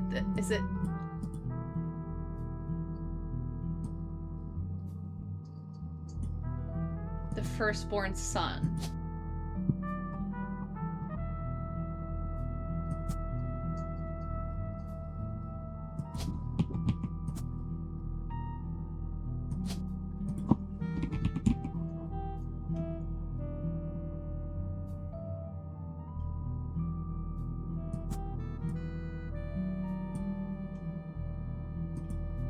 Right, okay. So I'm guessing it's that.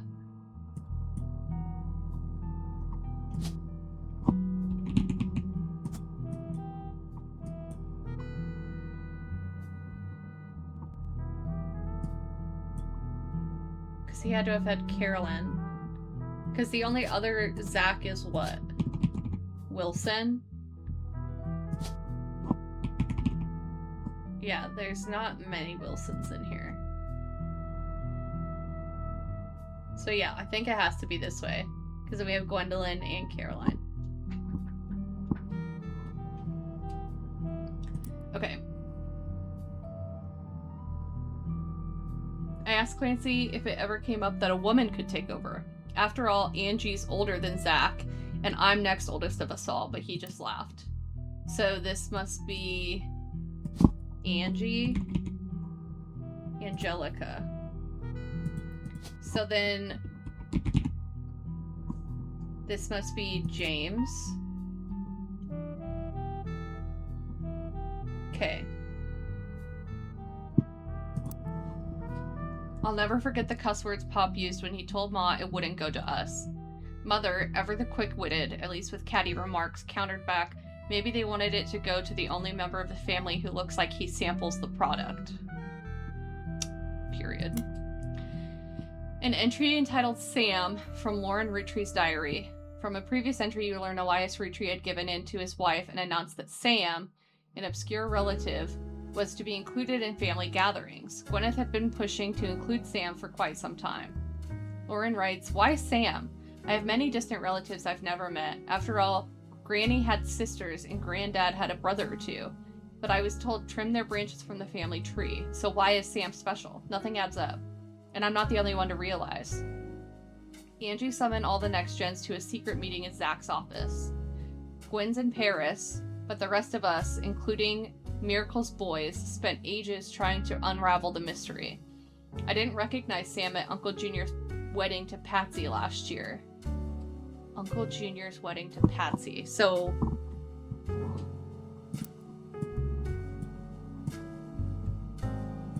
that's...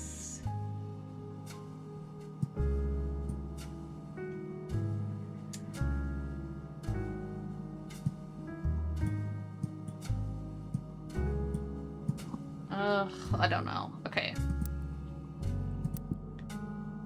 At the reception, when I asked who Sam was, Pop shushed me and said it was complicated. Clancy swore he saw Sam working alongside farm hands, EC and John, when he used to drive past the old Anderson farm on his way to work. Upon hearing that, Zach checked the records and managed to confirm all three are on the books. Eli, Miracle's youngest, not my brother, even chimed in.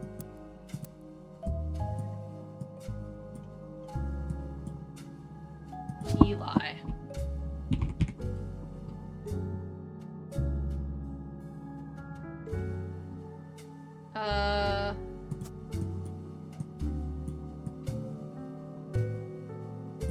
Cause wait, who is this? Lauren.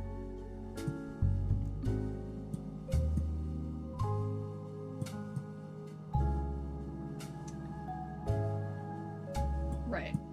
Okay. Apparently when he was riding his mini bike along the farm a few weeks ago, Sam gave him some old tools and taught him how to make the bike's engine faster. None of us think that proper for a multitude of reasons, but Eli seems thrilled. At the end of the day, nothing explains why an outsider has cozied into family affairs, especially one who works on the farm of all places. Whatever happened to blood is thicker than syrup? Why is Granddad making an exception now?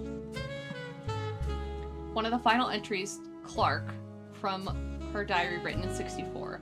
Clark's getting married, and in my opinion, far too young. He's barely 18, for God's sake, and Danielle isn't much older. But openly confronting them would make me a hypocrite. After all, Jacob and I got married at 16. Okay, so his first wife is Danielle.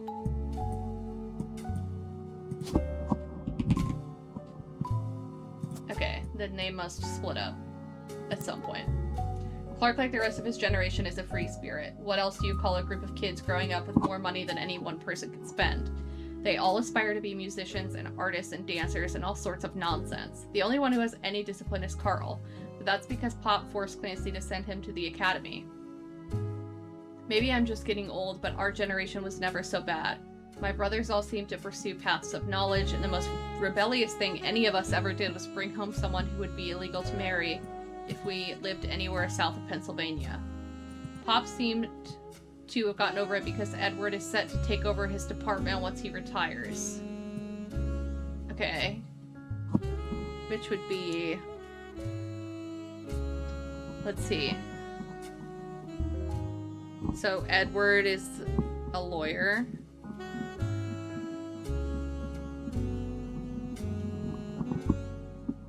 As for me, my first published book, Swashbuckle My Heart, is based on the pirate stories I used to invent with Jacob when we were walking in the woods after school. I think he'd be proud that Clark and I are carrying on his name. Even my cousins are doing well. Zach's not a bad president after all, and his sister seems to be doing a good job raising her twins. Gwen is Gwen, but at least she came out of the divorce with her head held high. She even told us she might come home next year so we can meet her kids, but the free spirits and any other family, they'd all end up on the streets, even Clark. Okay.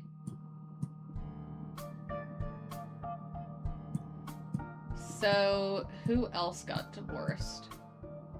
Here. These are her twins. Okay.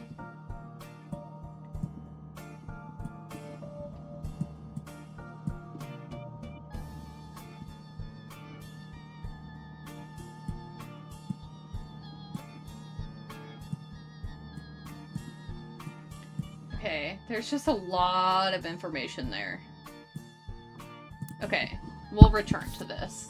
Let's look at the other shit we got. Oh yeah, I need to also look up her other book. Okay, nothing relevant.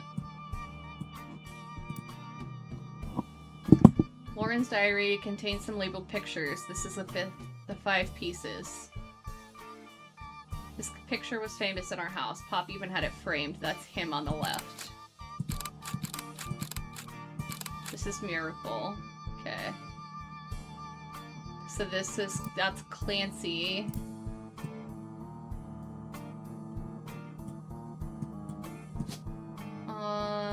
This one. And then this is Miracle. Okay.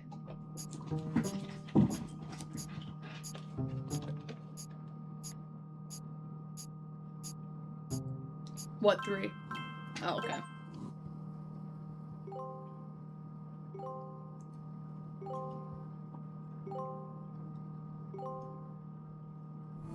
Okay. You're listening to Oh.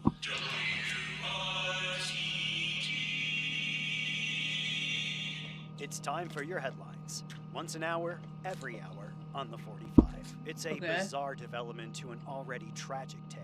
In the wake of the accident that took his life, some of Carl Roottree's belongings have apparently gone missing. Most great. notably, a framed photo of the Roottree family from the mid-1970s that Carl had on his office wall.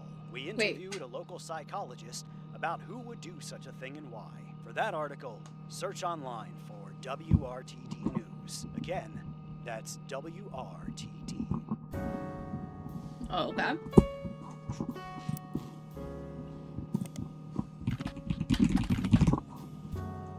Your local investigative jazz radio station. During their segments, they've been talking about the plane crash. This most recent hour, they talked about a picture taken from Carl's office after the plane crash and promised an interview online with a psychologist. During the interview, it's revealed there wasn't a break-in. Someone with a key to the office took the picture after discovering the pipe burst due to the recent storm. This means it likely was someone close to the family who was aware of the photo's history and wanted to save it. The psychologist goes on to pose the culprit had an alternative agenda, specifically because nobody in the family has come forward to say that they have it in their possession. Comment below the article says, "Don't believe their lies. This is just another instant of the Roottree curse being a real true thing. I bet you Carl was murdered and the picture had evidence on it."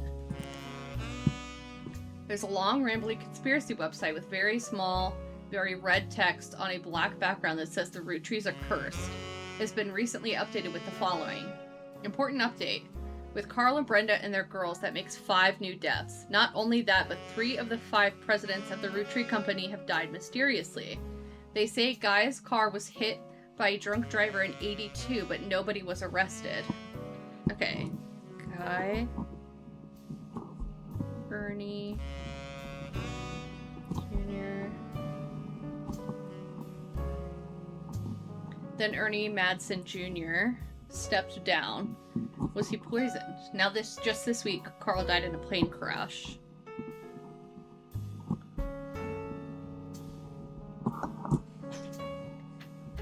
That can't be a coincidence. There's another entry that claims if you connect the dots in the pattern of the 5-piece wrapper, it creates a Mayan ruby skull. A secret message meant to subliminally scare people away. The post before that has a link to a site that talks about how Earth has 4 corner simultaneous 4-day time cubes. What the fuck?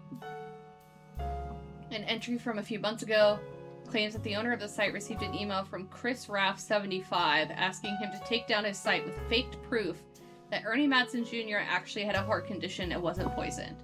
The owner claims that although the proof looks quite credible, he knows the proof was fake because he's an expert at creating fake evidence. The first entry is from '96 and has a blurry photo of the Roottrees Candy Company factory, seemingly taken by the website's author from behind a fence and through some trees. Seems Operation RT-29 is real. I witnessed a helicopter land on February 29th, 1996. All images and ideas by Thomas Overwood. Okay, lots of things to search here. A few different sites about mysterious deaths and curses. Okay. Claims that spirit really stands for Satan's plague is returning. Right. In the year 2000, anyone who is drunk spirit cola will die. Another website is Stock Markets and Devil's Numbers, which claims if you multiply any stock's price by 666, then also multiply the current year by that same stock price, add those two together, divide by the total stock price, and subtract the current year, you'll always end up with 666. Right. Okay, let's look up this skull. Few conspiracy websites that claim the skull is a symbol of death. The proof is a blurry photo of a reddish shape that's supposedly a cave painting from South America. According to legend, discovered beneath the paintings were bones from hundreds of different people and animals. One site also mentions that the photographer who took the photo died when their boat capsized after crashing into a skull-shaped rock. Among the spinning skull gifts, you find no sources or verifiable details to back up any photos or claims. To you, the blurry photo looks more like an egg than a skull.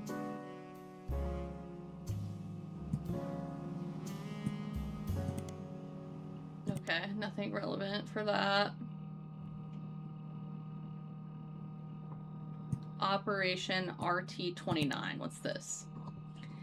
Some people out there claim the Roottrees are changing the candy recipe to include more and more chemicals, and that this was done in cooperation with bad actors from unknown government. They claim due to a loophole in the calendar, it's possible to get away with nearly any crime on a leap day, so long as it isn't discovered until the day is over, and that every 4 years on a leap year, the Roottrees Company hosts a meeting with foreign agents to conspire to poison our children. The proof is that Roottrees candies contain polyglycerol, polyresinol, I don't know how to say that, an ingredient of the candy that wasn't there when it was first released. They claim it is added in an attempt to addict people and eventually induce mind control.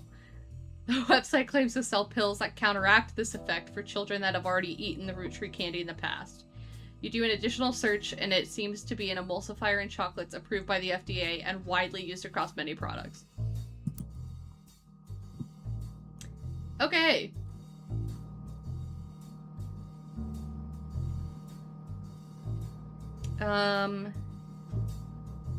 Clarence Diary contains pictures. Okay. To celebrate the move to the new warehouse that Eli Jr. designed. Angie and I both wanted to be in the photo since Miracle was in it. So, wait.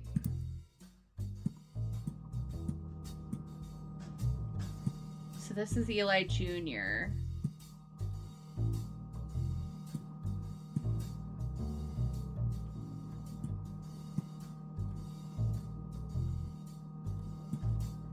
Wait. Oh, there's C and M. That's what I was looking for earlier. Angie and I both wanted to be in the photo since Miracle was in it, and the three of us were all about the same age. We were told only the 5 pieces, which really didn't go over well to say the least. Eventually, I suppose to stop the tantrums, they posed us in front of the camera with Mr. Morden, who was there with Aunt Gwendolyn. I found out years later that they never even took a second photo.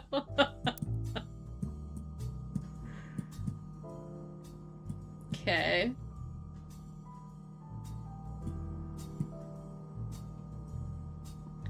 So this one looks maybe younger. Yeah. So then this one must be Gwen. Okay.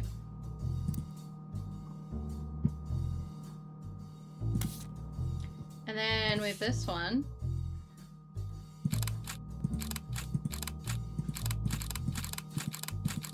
Jesus Christ.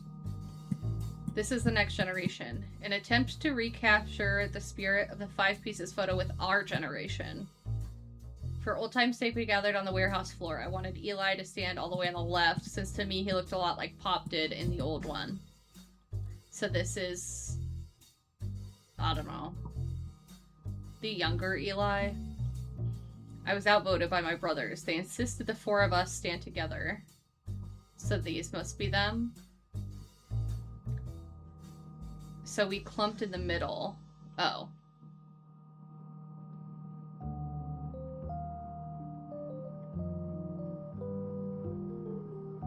And let everyone filter in behind and in front. The only one too good to make an appearance was Gwen. Grandma insisted we include Sam even if we didn't want to. None of us understood why, including Sam. I also didn't think a fair miracle made it in since he's technically a 5-piece. I guess my inner child still holds a grudge even after all these years.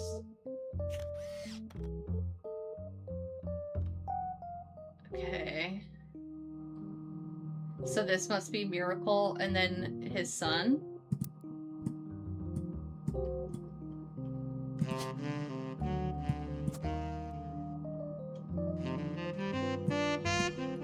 It should be this guy.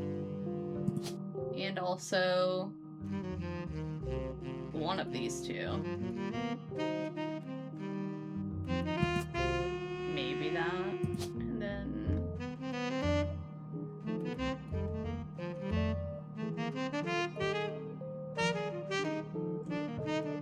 Did he have another kid? I don't know.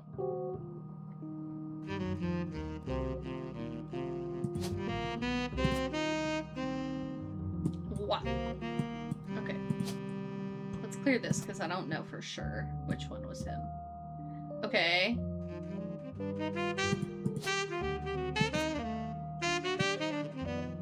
So this generation would be all of these people. So this is...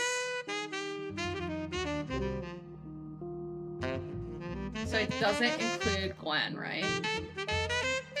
Her and her brothers. Is this her? I'm thinking so. Right, Gwen didn't go. Yeah, that kind of looks like her. And then the brothers. I don't know who that guy is.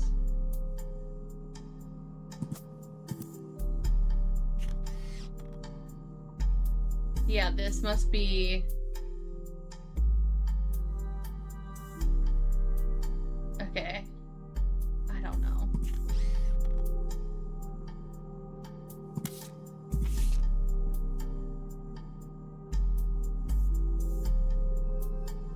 Okay.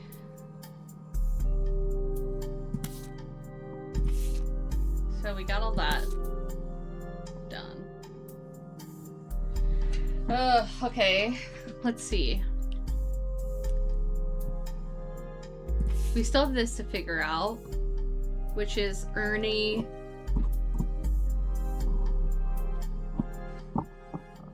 Jr., which is one of, I think, the...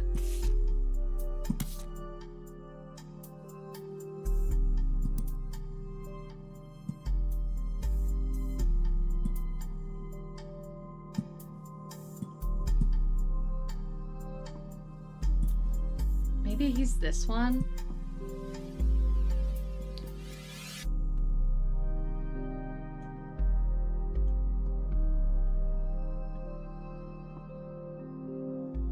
But I don't know if that makes sense either, because I think she said in her letter that Carl was taking over for Ernie once Ernie died. Because there was Zach, and then somehow Guy was involved.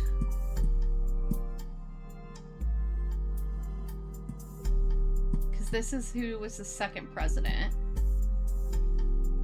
And then we have Guy Hudson.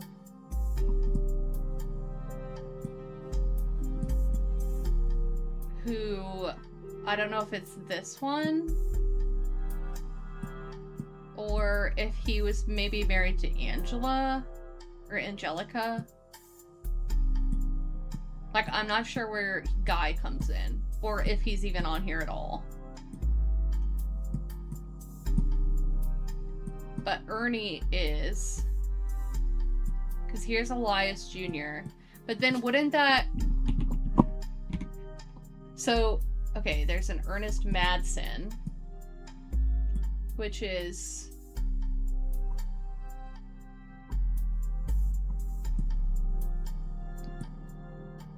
Wait, maybe this is...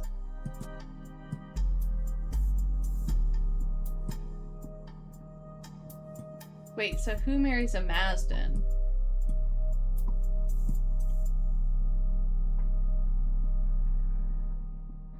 Oh, brother.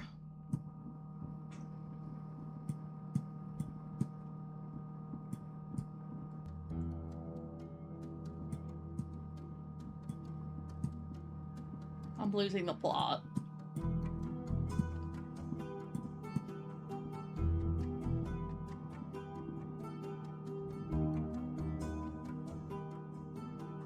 Angelica.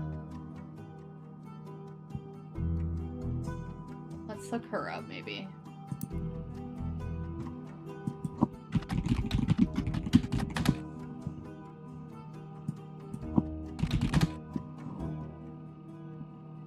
Okay. Because it was...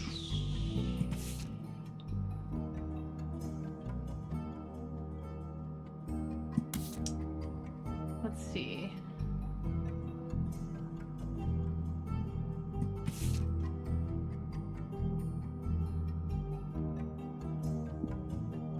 Did we look her up already? I'm sure we have.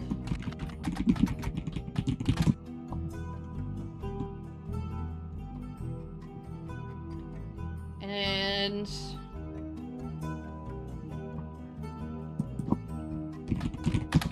Oh, I can't spell.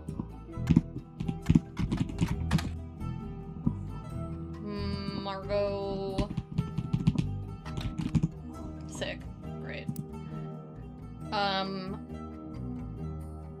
Okay.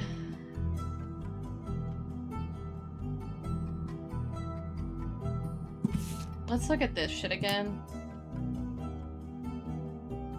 This is her husband. Okay, Pop, yes, we got that. Clanted Trust, yes, we got that. Daughter. Okay. First generation. Lawrence, okay. Checking in, how's it going? Not like great. Not bad, but not great. I'm mostly just like confused because I think I'm not looking up the right stuff and there's like 8 million people, so. It's hard to keep track of everyone. Okay.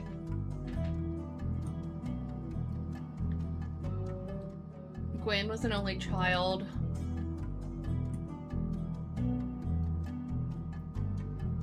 Okay.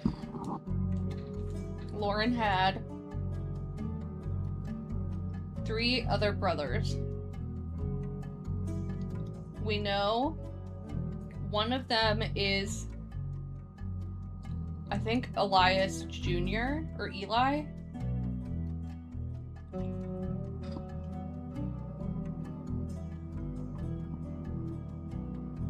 Okay.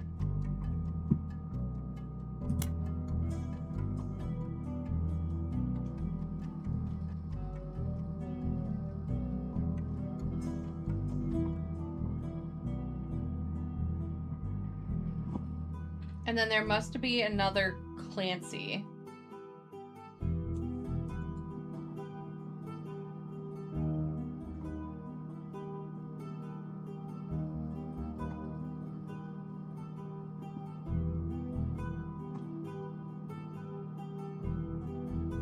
Okay.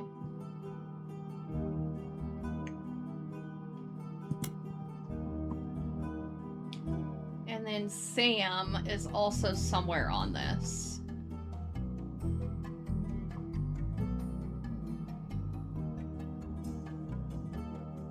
Okay, Miracle has 2 boys.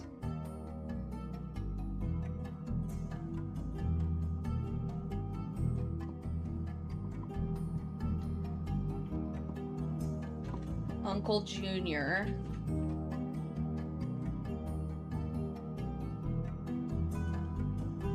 Married Patsy.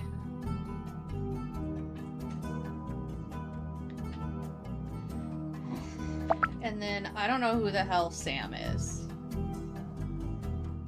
And I also don't know where Guy Hudson goes, if anywhere.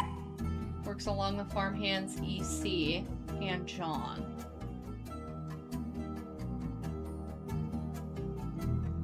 Eli, Miracle's youngest, not my brother.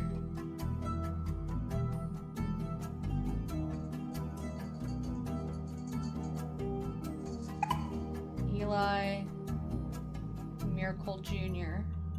Okay. Sam gave him some old... Okay, blah blah blah. At the end of the day, nothing explains. Okay.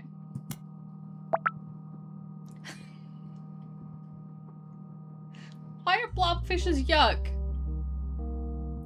I downloaded Scarlet Hollow this weekend. I'm having the best time. Off stream, I've been... A tiny plastic bag is crazy. Off stream, I've been playing my time at Sandrock. And unfortunately, I am extremely obsessed with it. And it is consuming my off-stream life, so...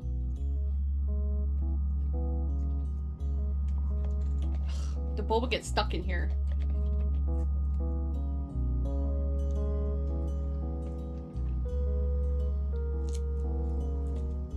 I hate when they get stuck and then you suck the straw too hard and they shoot to the back of your throat. You know? Okay. We got Clark and Danielle.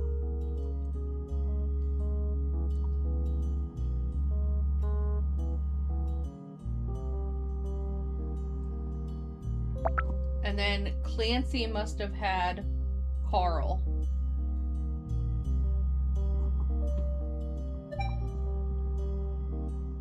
Whoa! What the hell? I can actually see fish if I switch to vertical. I know. I really, like, tried to make the vertical game as close to the horizontal as possible, so. That way you can still see pretty much everything.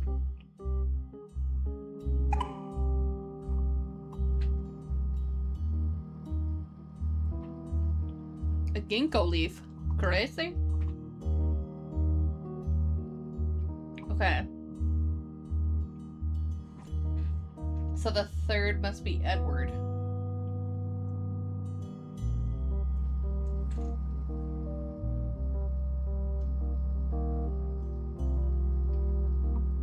Zach, Gwen.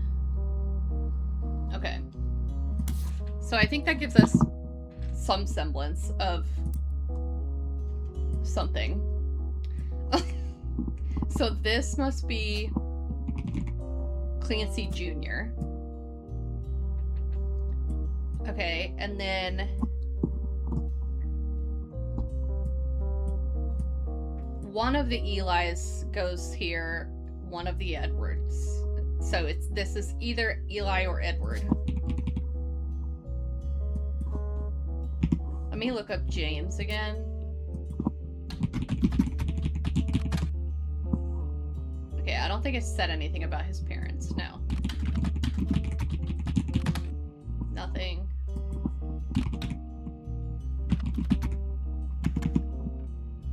C.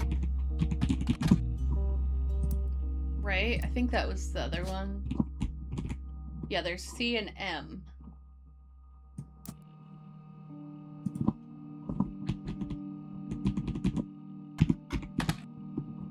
Nothing. I'm leaning more towards this one being under Miracles because of the M, to be honest, but look up the music periodical already. What music periodical?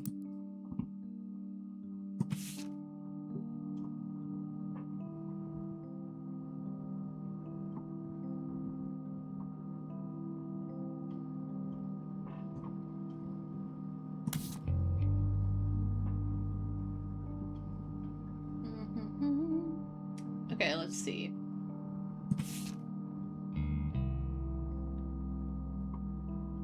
Third and his wife Nicole. Oh yeah, because there was also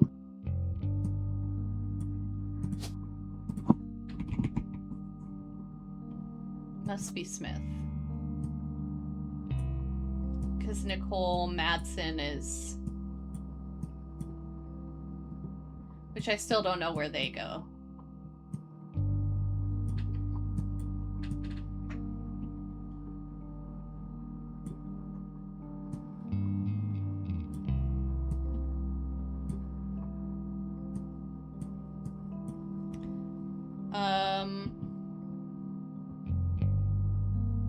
Look up Peter Janowitz.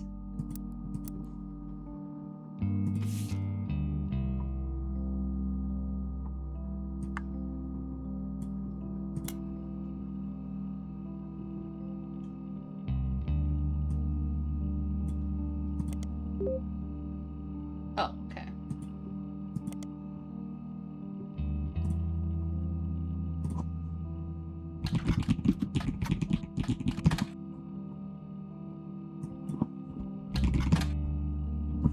Okay. Reluctant hitmaker Jim goes into his first band. Till a few years ago, Diamond and I were in C&J, J and D with my cousin and his ex. Released one single called These Times. Someone with the username Die-Hard Dazzler scanned the cover and noted it cost him over $200 at auction. This was Jim Roottrees and Diamond's first song. He also mentioned it was performed with Jim's cousin and Diamond's sister, and that it was only somewhat similar to Jim and Diamond's later works. You can't find anything else about Die Hard Dazzler, the band, or the single, so all that's left to do is add the scan to your evidence.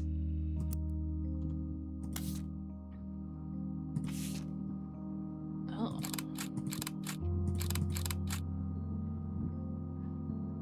Okay.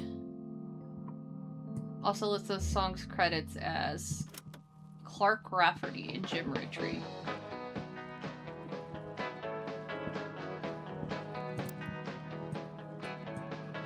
Life is life, love shall be. Me for you, and you for me. Someday will come, though, that this tree will be the last of what was we. With passing years, all paths diverge. Rivers rambling, onward surge. One source behind old memories. C and J. This must be Jane. Someday these times will all be over. All be over. Dew dries on the morning clover. Morning clover. So take my hand beneath the tree and carve your name with me.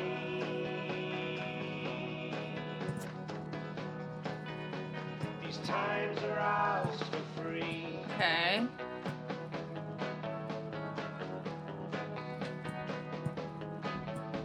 We'll tell ourselves these stories older. Dwell on warmth, ignore the colder. Probably yearn for what could be. Rose tinted by youth's memory. So act as though these times ain't fleeting. Love still flows, our hearts hard. Let's continue reading the periodical. Now ignore fate's destiny.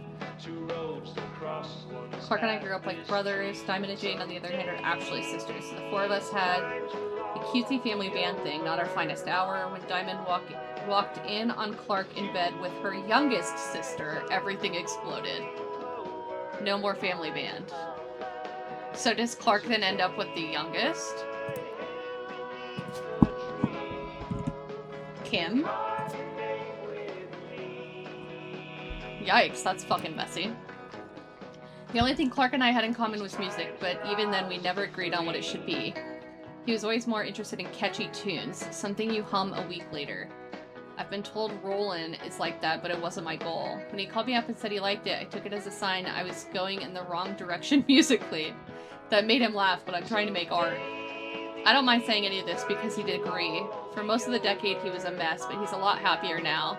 He started Raffer Tunes, and he's a much better jingle writer than songwriter. One of the benefits of our famous family is the massive company willing to be a client.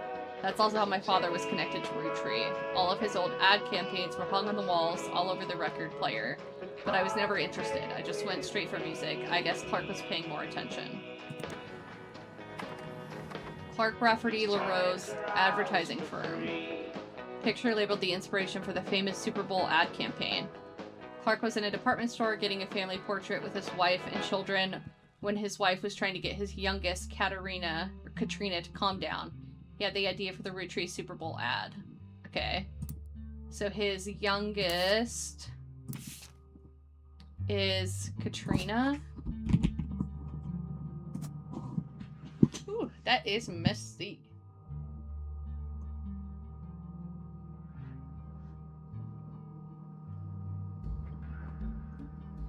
The amount of time I had to spend on the two pictures of the young versions of them on the cover to figure out which one was which and analyze eyebrows was concerning. Are you for real? I just went based on hair color mostly. And like, he has a beard.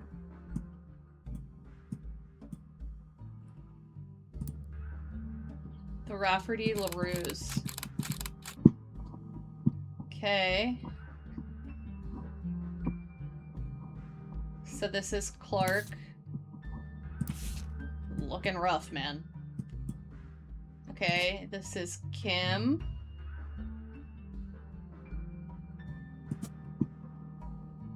Okay, and then Katrina. Okay.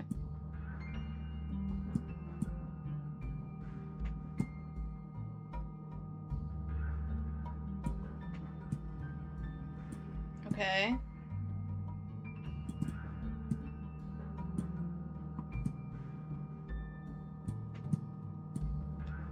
I guess he's not a musician, he's what, in media?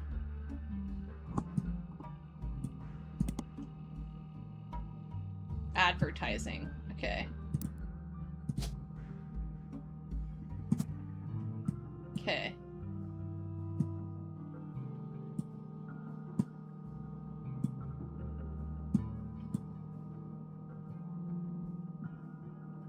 But what about Jane's daughter?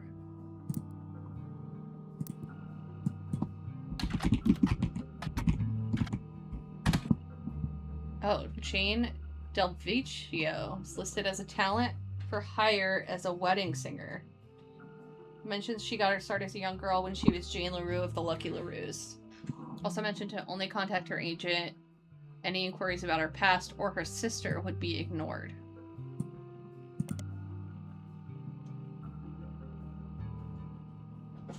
What the fuck is the Lucky LaRues?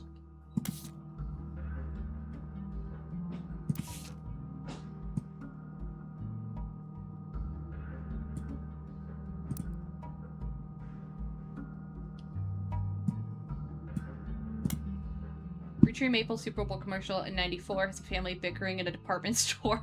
The father bites into a Roottrees Maple crisp. Time stops, the jingle plays while he dances down the aisle. Different things become Roottrees candy. Need the Rest went on to be featured in other commercials with other scenarios. Okay.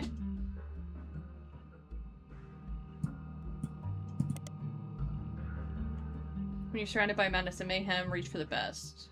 Okay.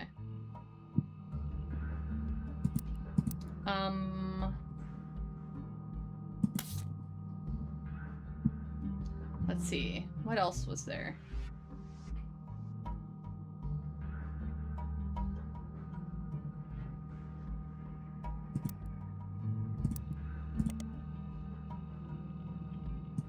I think we looked this up, didn't we? Yeah, we did.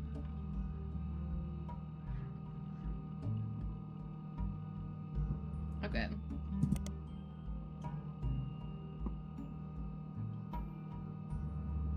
Okay.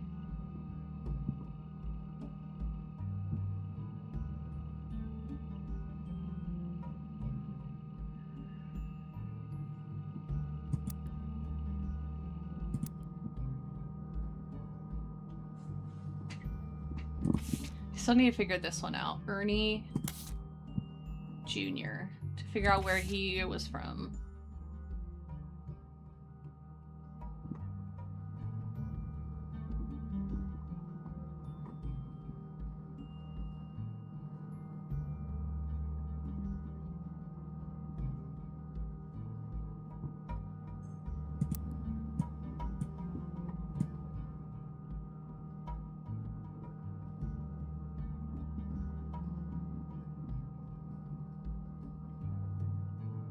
I'm guessing it's maybe this line.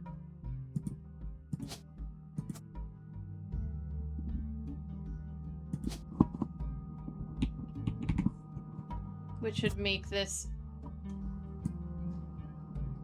Ernest Madsen.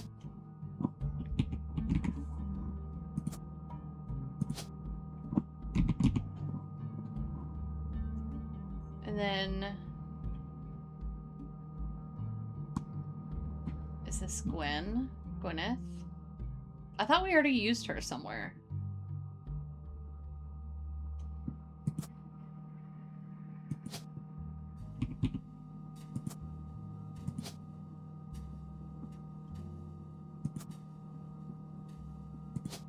And he was the 4th president, I think?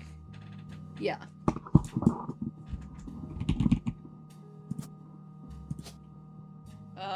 Now which one he was, I don't have the faintest fucking clue.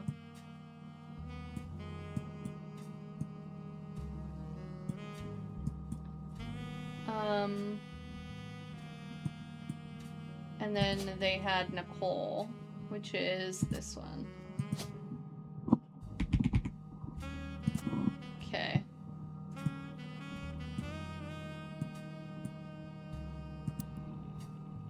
Let's maybe look up Nicole. Nothing. Okay. What about Ernest? I feel like we've tried them before.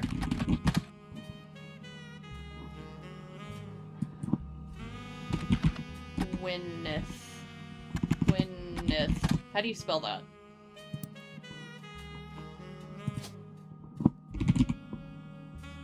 Okay, I spelled it right. It's just nothing came up. Okay.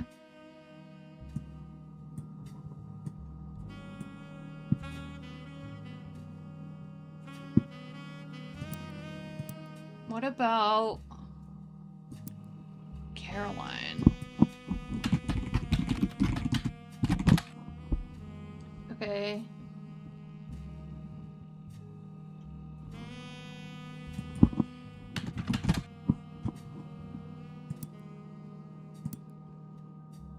Zachariah.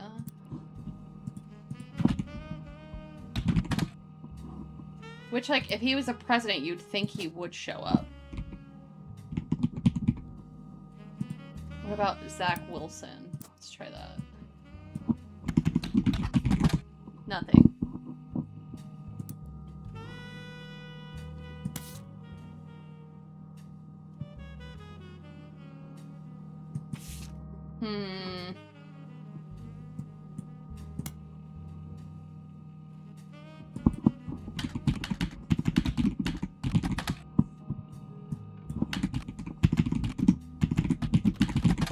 Nothing. Okay. What about Bonnie? And what was the other one's name? Guy?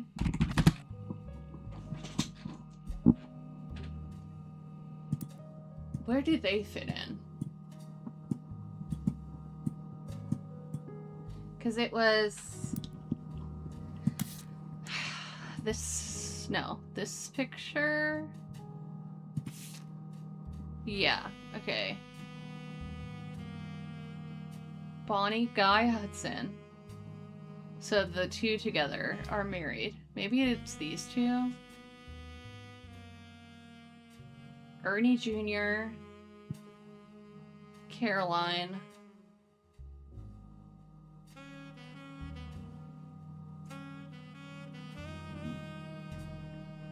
Oh boy, okay. Clark, Carl, Eli, M. So maybe Eli M is the other brother. And Eli C is Miracle's boy. Because Eli C wouldn't be old enough to be in this yet, I don't think.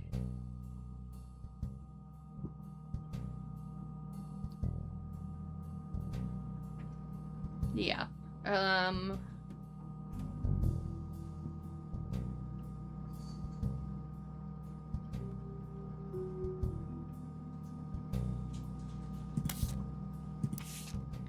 But again, it's like, which one is which?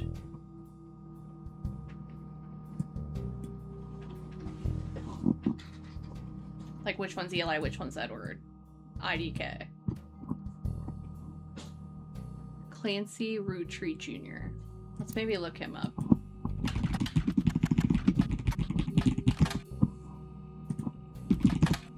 Oops.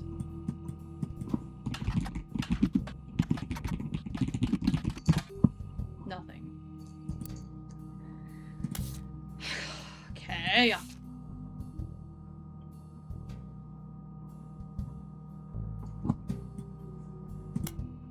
Nothing.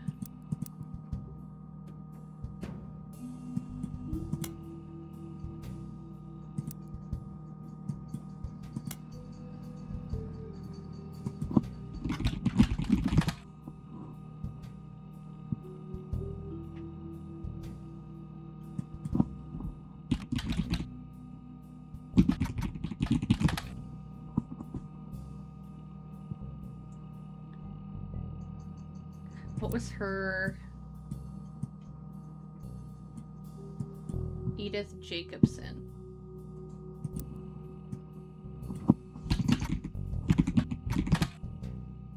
Partial and corrupted list of archived idols from the Butler County Times.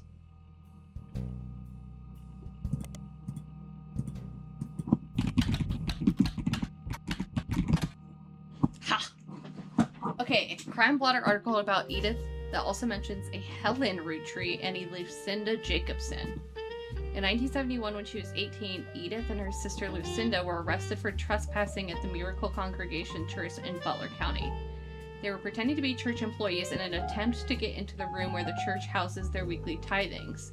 The church didn't press charges.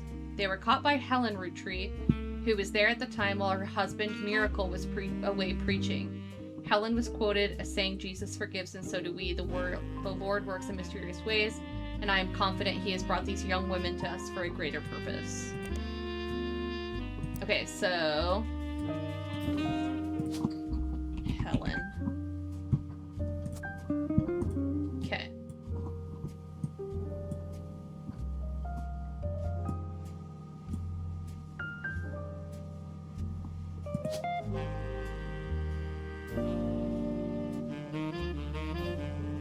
I think it's probably this one. And then this would be Eli C. Which would be this one. And I think he also was a preacher. And his spouse was...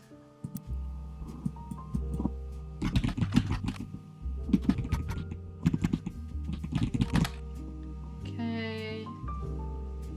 The youth... Where are the youth ones?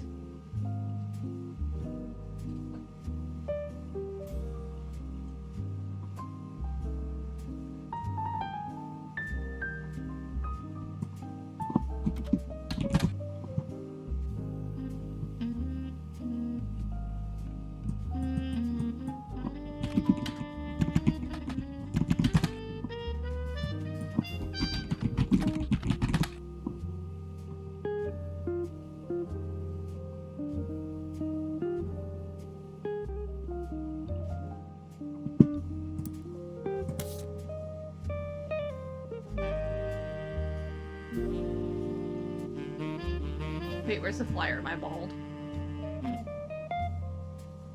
Yeah. No.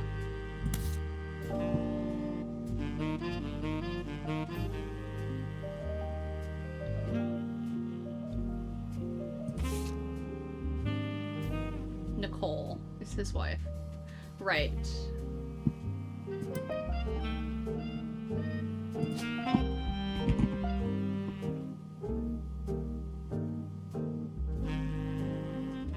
Oh, duh. What am I doing? Okay.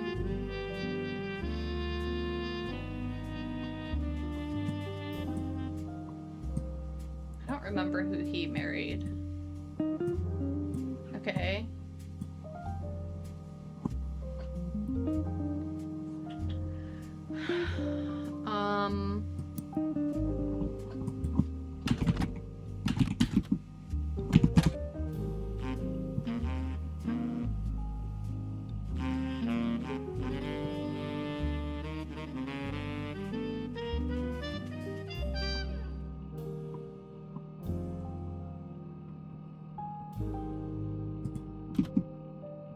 Okay, no, I do not.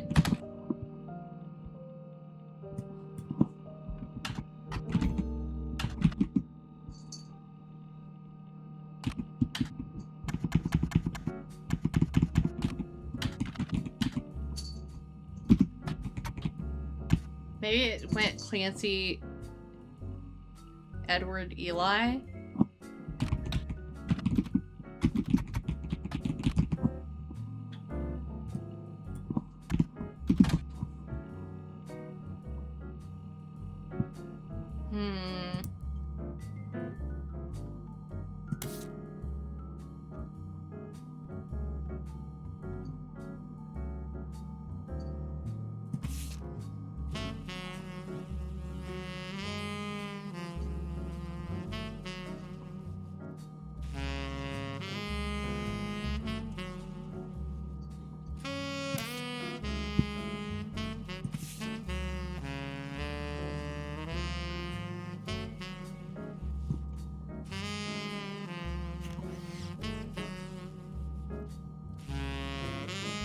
This must be Sam.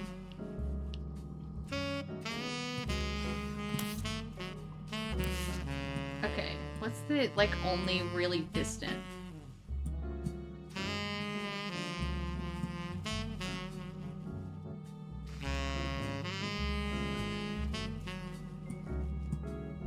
I don't think any of them really are.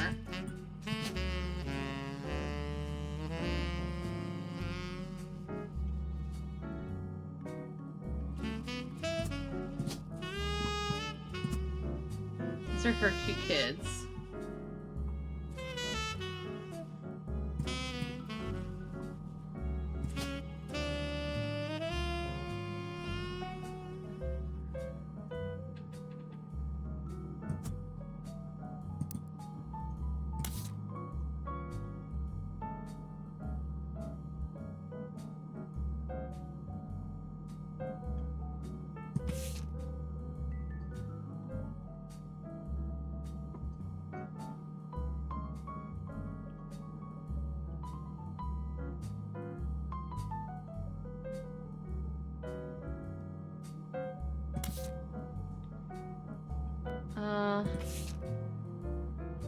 Yes, okay, so that is her just later in life.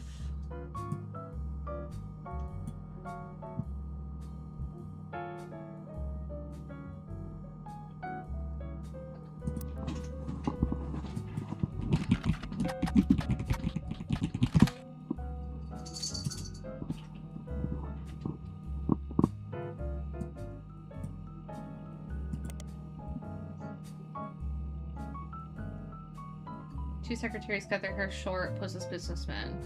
In Harrison Lane, titles that play on words or can be.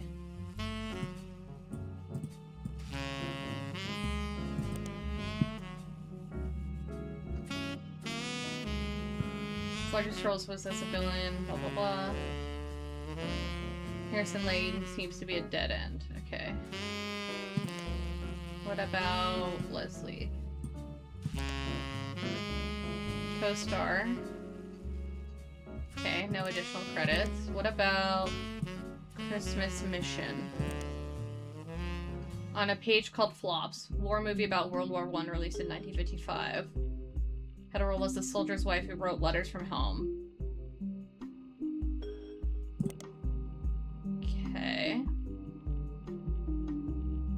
Owner of Roottrees Candy.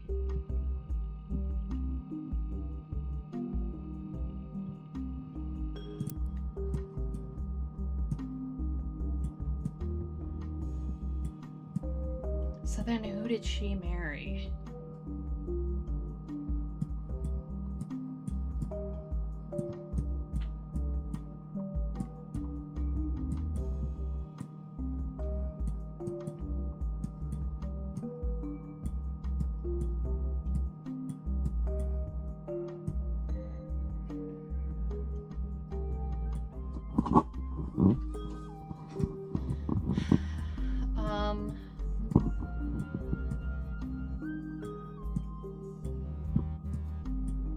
Maybe Ernest wasn't one of the actual kids.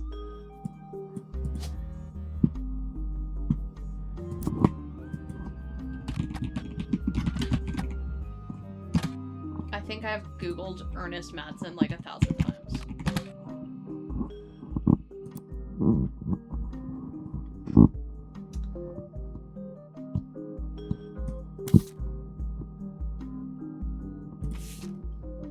Okay, this is the free spirits. So this is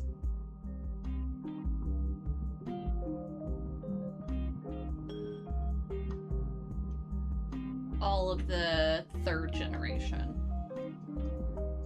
Okay, so third gen is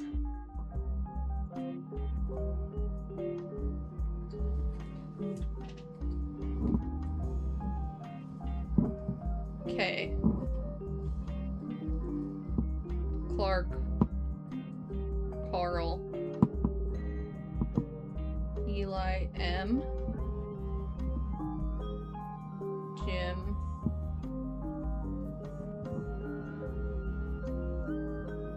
Gwyneth M, Caroline, Ernie Jr., Guy Hudson, Bonnie. I wonder if Bonnie was actually one of the kids.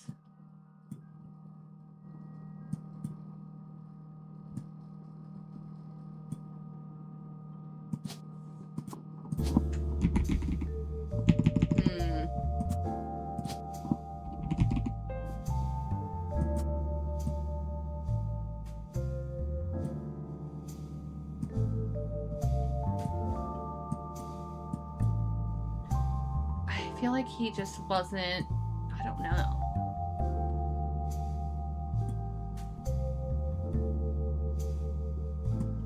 I don't know where he goes. Okay, so we have Clark. We have Carl.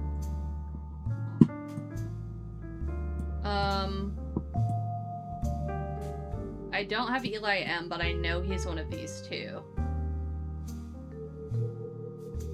You know, Edward wasn't in that photo. So that's interesting. Okay.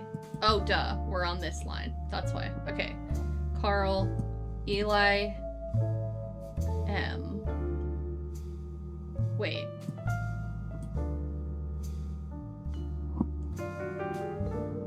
If that's third gen...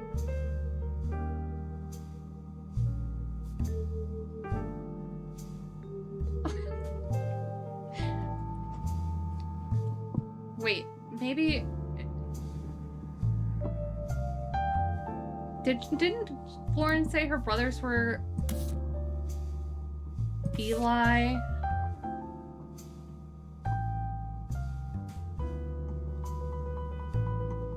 Yeah, she talks about Edward. She talks about Clancy.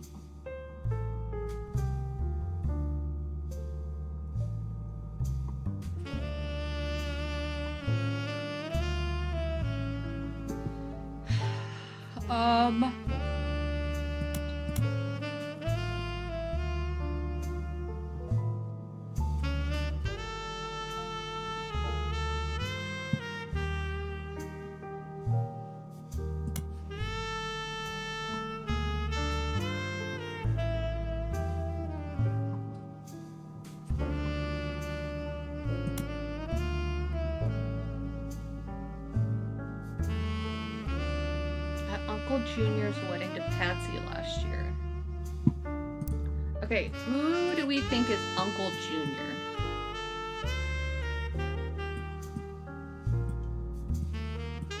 Elias. So he married Pat... Patricia Jones.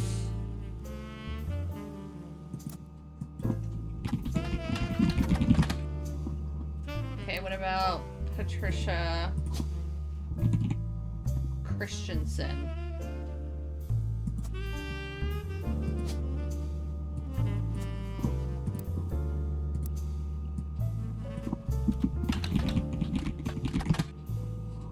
Oh, Christensen Steel was a steel company in Butler County. On a World War II history page, you find it contributed to the war effort by creating parts for vehicles, but it went after business. Christian Steele and Patricia Christensen both are mentioned in a book review for Steamy Correspondence by Tina Angelina.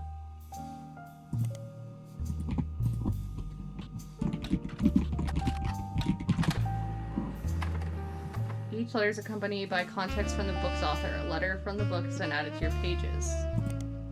Okay, let's look up this company. If I can fucking highlight it. Okay, doesn't really give us anything else. Okay, let's look at what that printed out.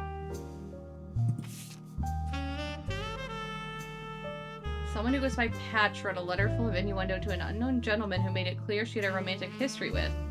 Patch is thought by the book's author to have been Patricia Christensen, a daughter of Christensen Steele. Her nickname Pat and CH were the first two letters of her name. Patricia Christensen was known to appreciate wordplay like this. Patricia would have been in her mid-20s when the letter was written, was married to an older man of no notable status. This letter was most definitely not to him. There are also a few passages after the steamy bits that mention a daughter. Hello, Slate.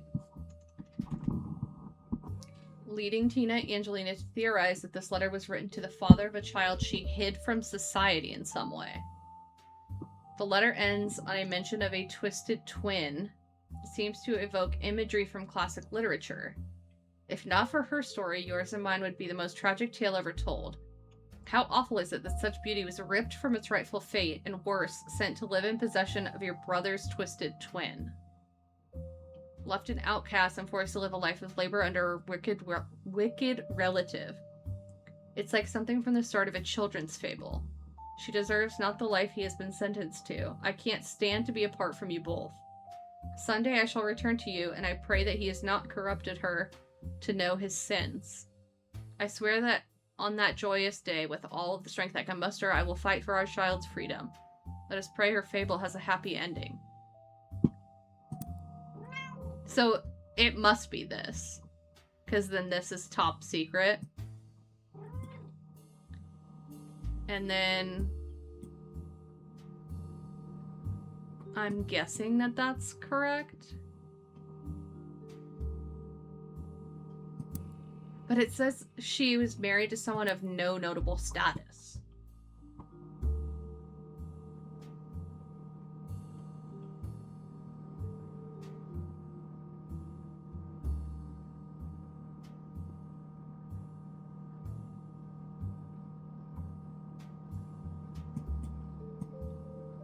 What about this? Anything? No.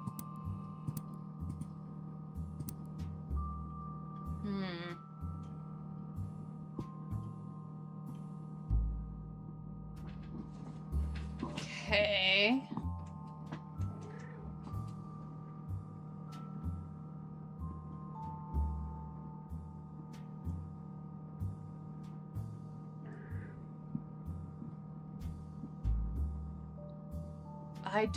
I don't know, genuinely. Maybe it's not her. Because I wouldn't say that he is of no notable status.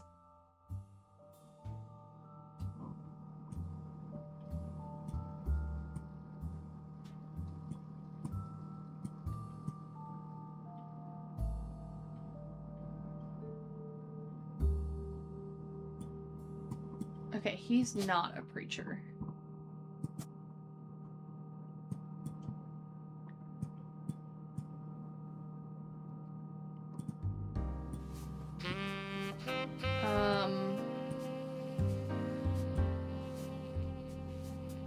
Okay, because we were... I don't even remember where we were. Okay, we were trying to figure out this generation. Because we have Clark, Carl, and then I got sidetracked because there's an Eli M. And I thought one of these was Eli M. So I was trying to go back, I think, to Lauren's stuff. Yeah, because this is Sam. I wanted Eli to stand all the way on the left. Right, so there must be one Eli.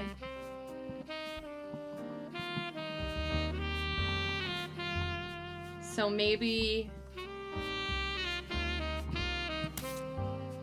it's actually...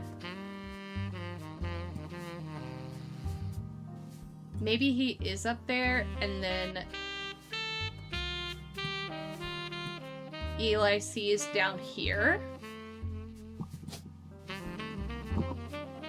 Slate, honey, you're kind of in the way. Oh no! I dropped my pen.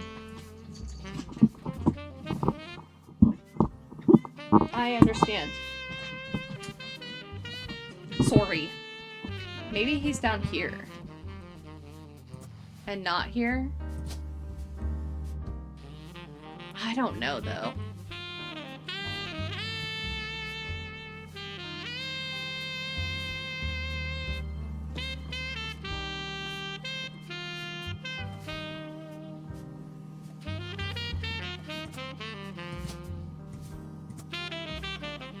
What? Be silent. Ow! Don't bite me!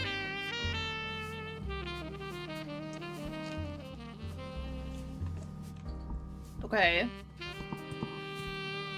Because then...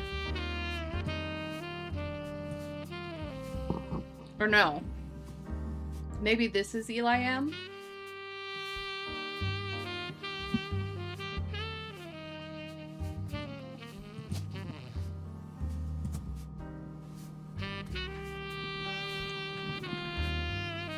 But I thought there was something we looked at where we figured out that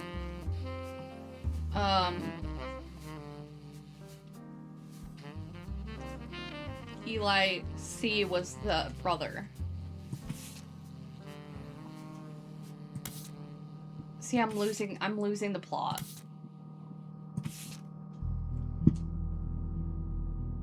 Eli M is with Clark, Carl.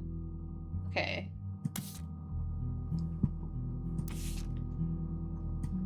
Right, so I think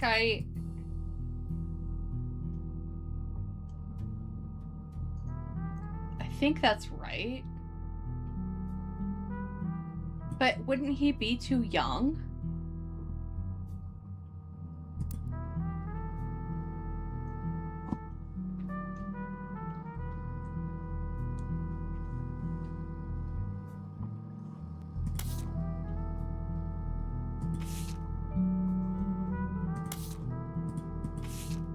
Because this is the Free Spirits, so this is the generation under Lawrence. So maybe Eli C is the brother? But I'm just like... I think I'm confused because...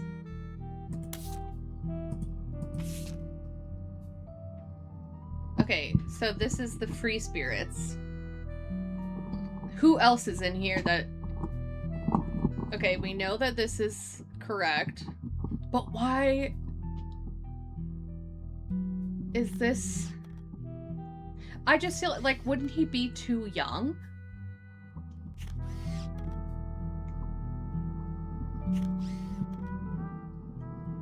So wouldn't it have to be her brother? Lauren's brother?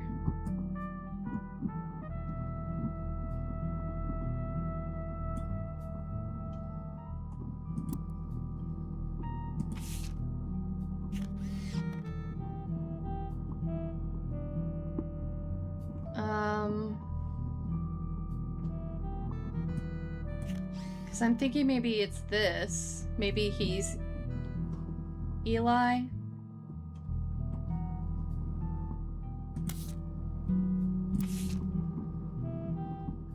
and he just got included with the others. Eli.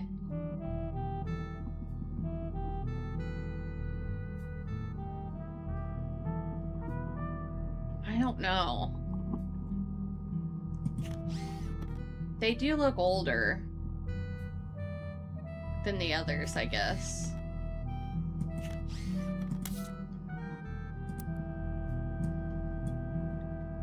So maybe he was just the youngest?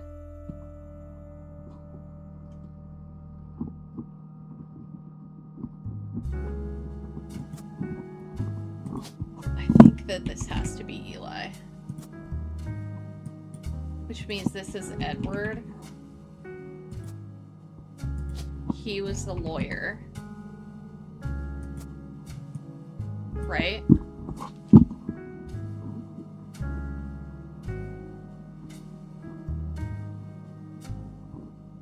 Yeah.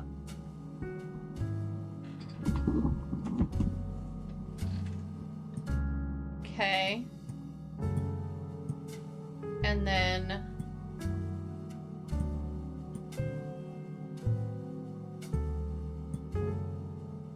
I'm guessing that this then is the other Elias.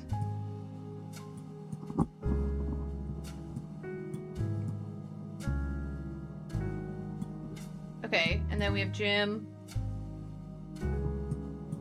We have Gwen.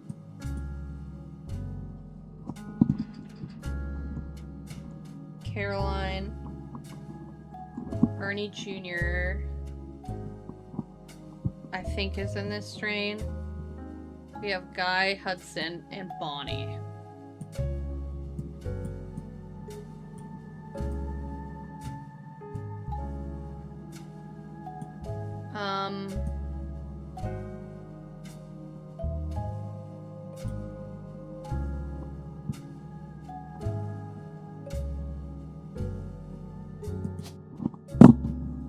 Angela.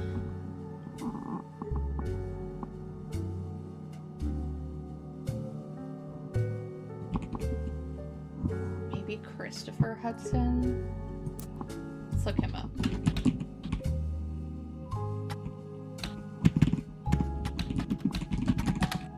Nothing.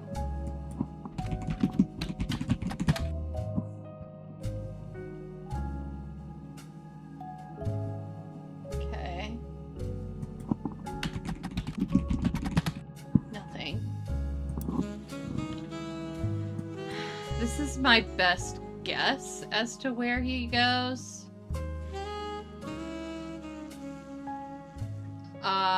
I just then am confused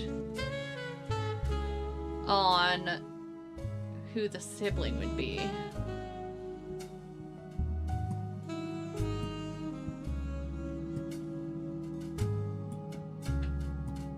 Or maybe he's just not on here at all. I don't know. Because I don't think there's another Bonnie. No. November Roottrees. Okay, let's go back to our list. I want to look everyone up.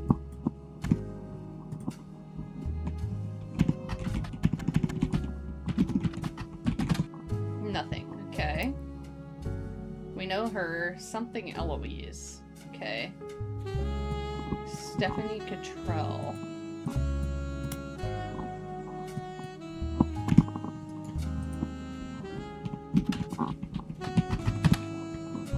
Okay. I think we got Patricia. We got Sarah. We have Danielle. Luisa Garcia.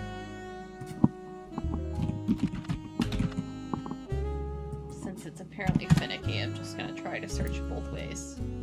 Bonnie Hudson, we googled. Edith, we have. Patricia Jones, there was nothing. Bethany.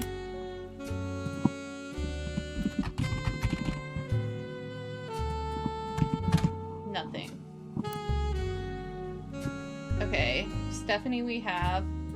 Clara we do not have.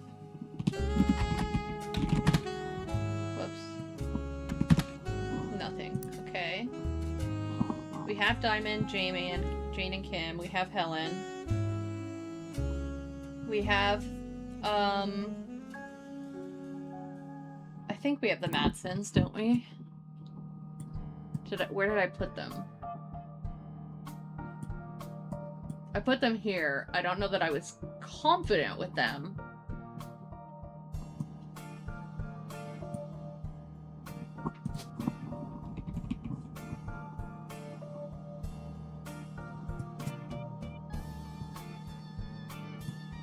Because there was a Gwyneth M, but that could be her.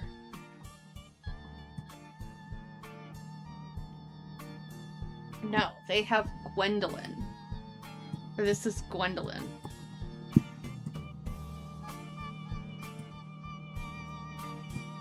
Okay.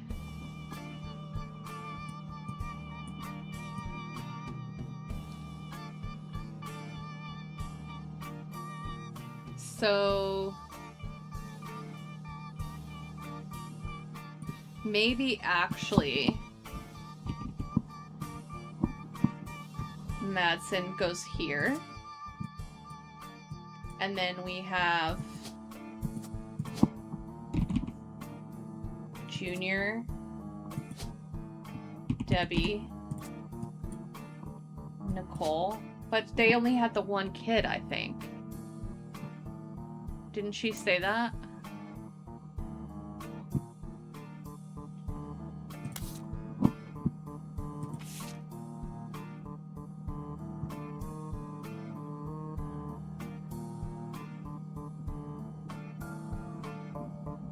Nicole, yeah.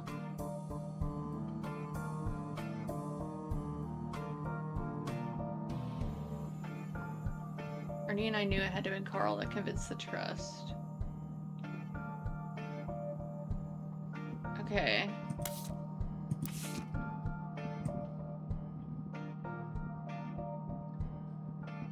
Yeah, I don't know that they had another one. So maybe it's not.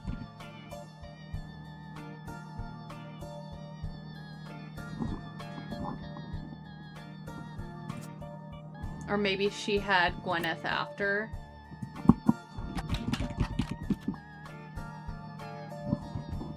What was her name? Madsen. Okay, let's look up Gwyneth. No, nothing there either.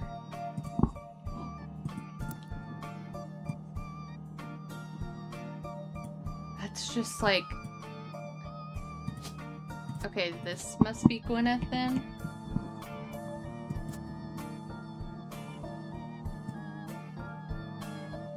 But then, yeah, I'm confused who the other kid is. Unless it is them here.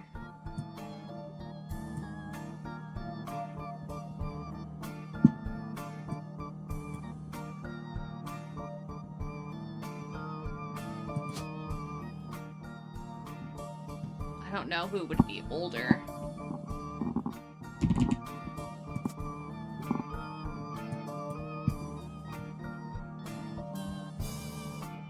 Gwen, maybe?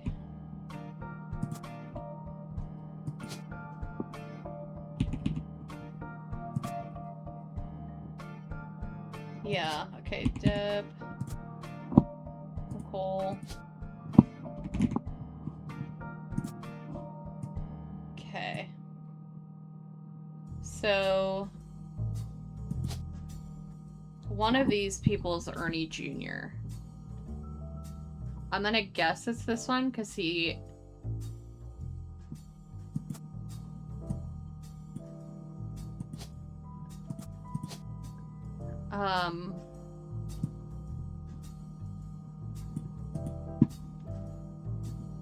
Right? I think it's...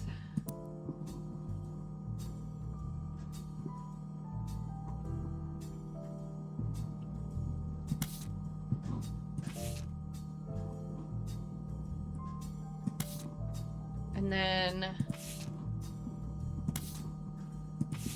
Does this have Ernie? Yeah. Okay, so maybe that's him.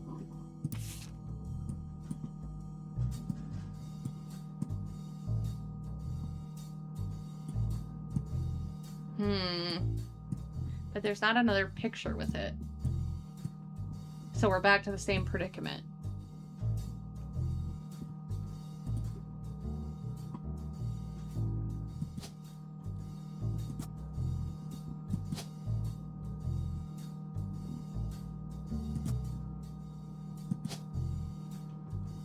What's this kid look like? Identical to her mother. Okay. This one? 15 out of 18. So is that correct? No.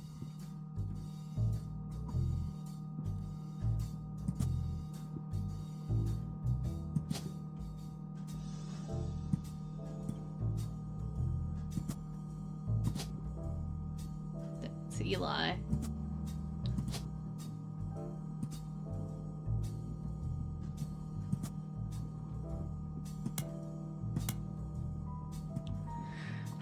Okay.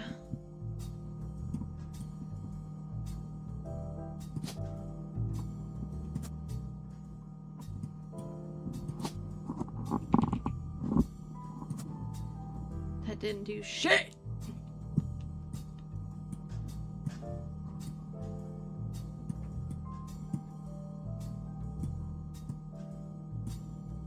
Because it went to...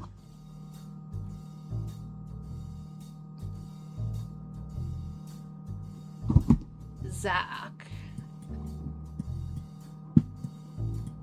And then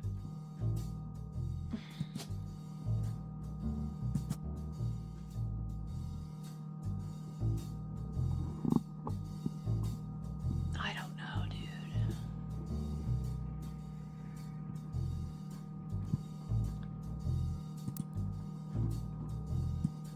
Jot down important. Okay.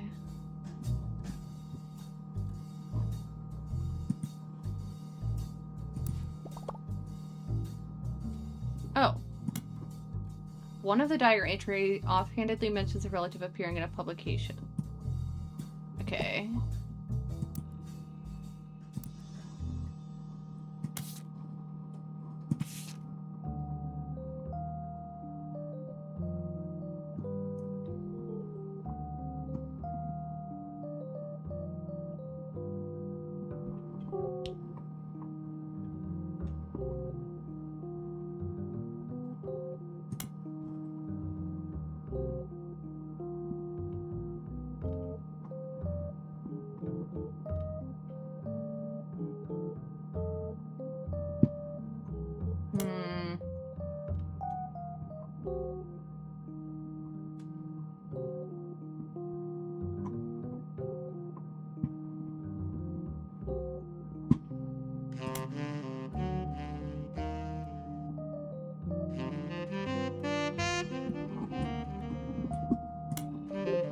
Magazine started with the colorization of film and went around until 1964.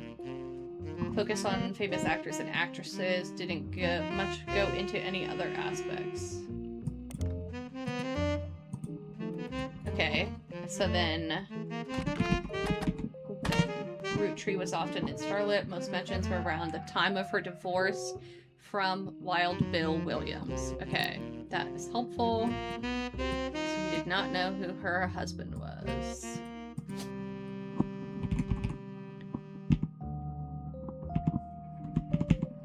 Bill. Wait.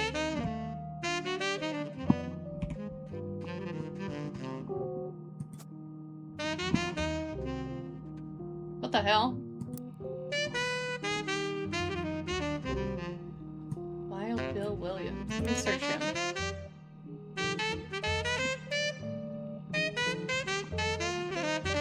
He was married 4 times to 4 actresses.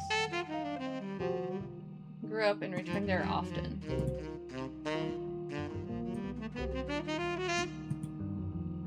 Fortune favors the grave. Okay.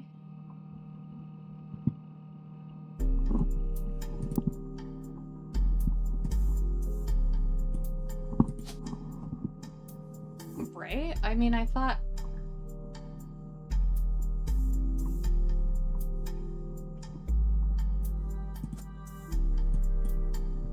Maybe they didn't have kids. Maybe she married again.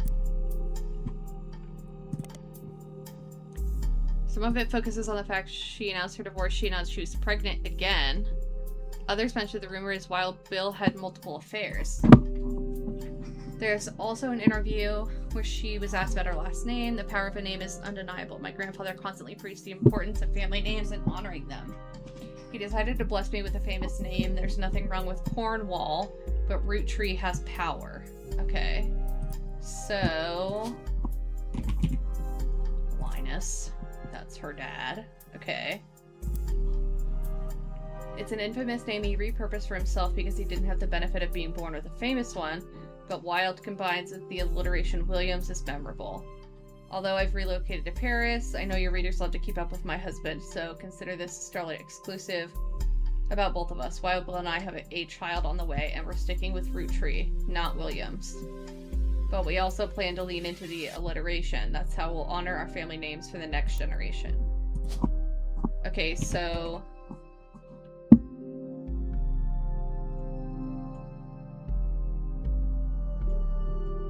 What the hell?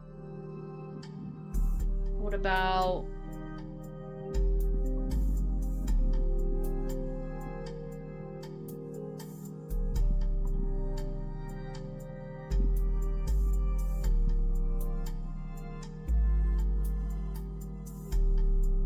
Could it be Wolf? I don't know.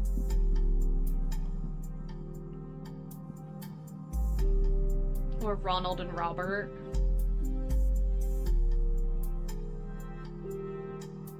That would make sense too. I'm really confused why he doesn't show up on here.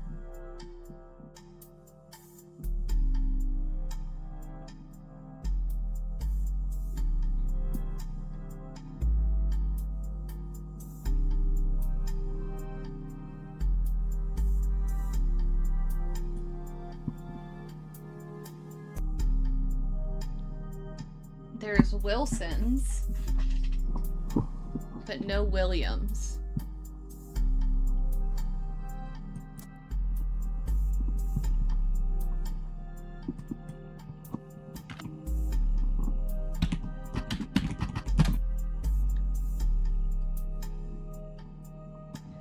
Or one under his real name, Walter Forsythe. Okay, fabulous. Okay, great.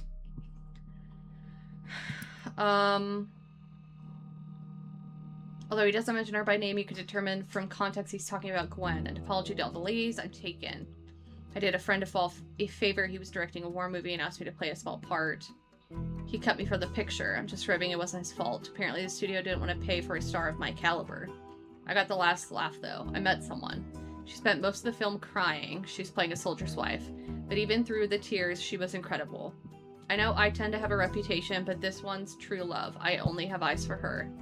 Ironically, the third is a rumor that his divorce from Gwen was due to multiple affairs, including one with another actress. An American reader on vacation in Paris claims to have overheard Wild Bill and Gwen arguing in public while holding a baby invisibly pregnant. Not long after, Gwen announced she was divorcing Wild Bill and that she was pregnant again, giving this rumor more credibility. Okay. So, that's correct. So these are definitely, they're definitely Roottrees.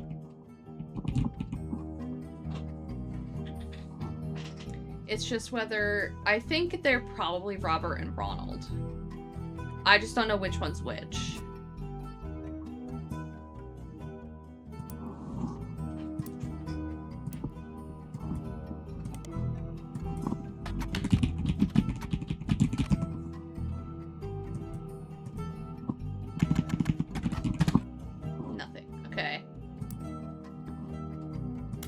So we got that.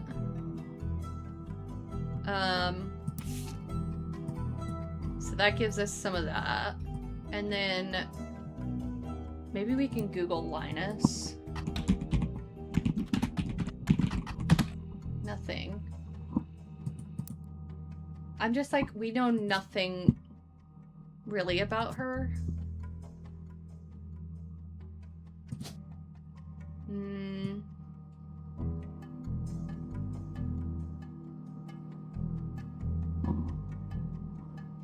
maybe a secretary or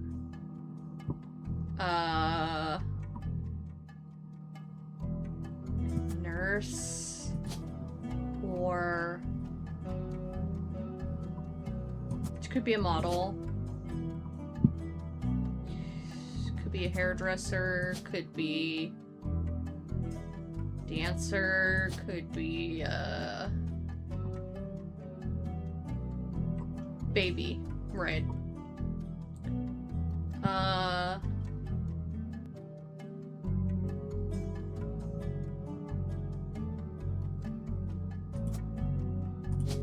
don't think so. Okay.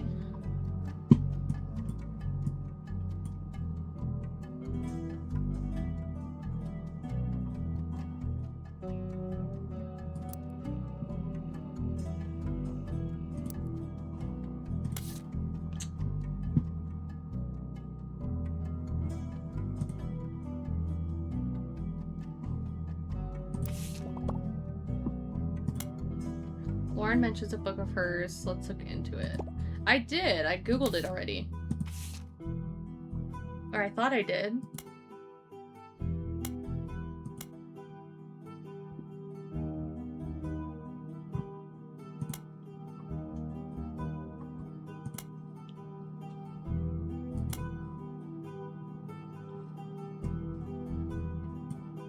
Maybe I had to Google it first? No.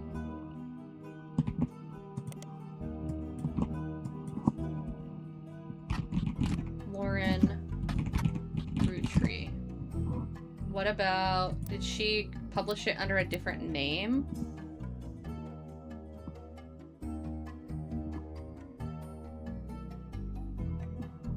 Maybe she did. Her married name, Lauren Rafferty.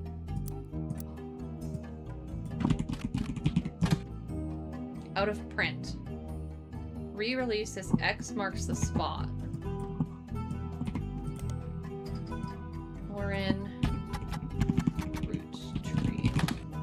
Got it. Okay. A buried treasure. Keep an eye out for her next book. Revisiting the diary 10 years later. Got it. Okay. One major event happened between releases that changed her outlook. The death of Elias. Summary of the fallout has been added to your notes and some other select pages. Okay, great. So we have more stuff. Okay. Actually, maybe I should pause here and we should because it is almost 11 o'clock. And we can pick up on this next time. Because I guess I don't know how long the game is, question mark. Also, how do you save? Save and quit. Okay, there we go. I should Google it, probably. See how long it is. How long is the Roottrees are dead? Okay, 7.5 hours. Yeah, we're definitely not finishing this tonight, so. Okay, we will pause there, because I feel like that's a good pause point of, like, okay, something happened, obviously. And now we'll have to just, like, wait and see, I guess, what that is and how it impacted things, but also my brain is turning into mush from trying to figure out who all these fucking people are and who they married, so. I'm tired. So we'll be back with this next Tuesday, and hopefully we should be able to finish it next week. I hope, because we were dicking around for the first, hour and a half of stream. Doing our daily stuff, but we should be able to finish it, because it's been, 3 hours? So if we lock in, we should be able to finish it next week. Or I could also do that on Sunday instead of Horizon, and we could finish it and then start. What did win? What was second place for...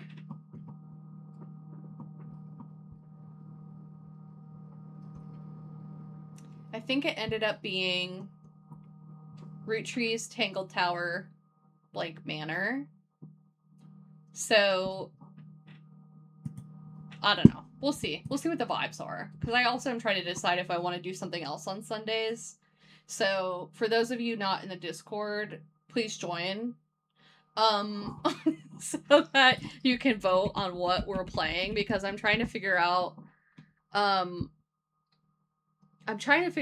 what I want to do on Sundays, because we've been playing Horizon for a while, but I don't know if people are bored of it or not, because I'm trying to just, like, if it were me and I was watching it, is it something I would be interested in watching? And I feel like Horizon is fabulous for, like, the storyline, but it takes a while to, like, get the storyline. You know what I mean? There's just a lot of in-between parts of, like, fighting machines. So I'm like, I don't know if that's very interesting to watch. Maybe it is. Maybe I'm just, like, overthinking it. I love it. I'm gonna play it regardless. It's just whether I play it on stream or off stream. So, I don't care. But I just want your opinions on whether we're gonna keep doing Horizons or if we're gonna switch it up and do something else.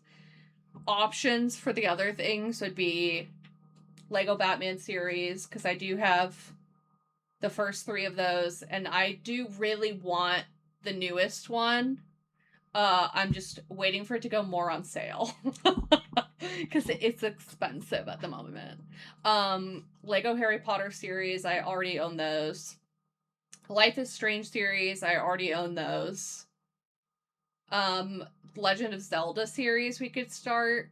I don't know where we would want to start, but we could start those, because I do have access to a lot of those. Or I'm open to opinions. So if you have any opinions on what you would like to see on Sundays, let me know. I'm down for a lot, to be honest. I feel like Sundays are a good one for, like, story-based games or, like, series. Like, it's a good time to do those, because that's, like, I feel like when most people have time to, like, sit and engage with it and not, like, be doing 50 other things, you know? So, that's the vibe anyway. So join the Discord, give your opinions. I would deeply appreciate it. We vote on games in there a lot, so it's, like, the best place to, like, if you want to have a opinion on what we're doing, that's the best place for it. Or if you have things that you're like, I think she would really like to play this, or I would like to watch her play this, that's a good place to put them. So anyway, I'm yapping my head off, so let me go to bed. I'm gonna do that, and then oh, I literally didn't even have StreamerBot open this whole time.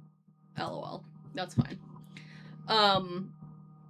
Anyway, I'm gonna go to bed, so not really. We all know that, but I'm gonna pretend I'm going to bed, so I'm gonna really go get a sweet treat and then read my book probably for a little while, so I will be back Thursday.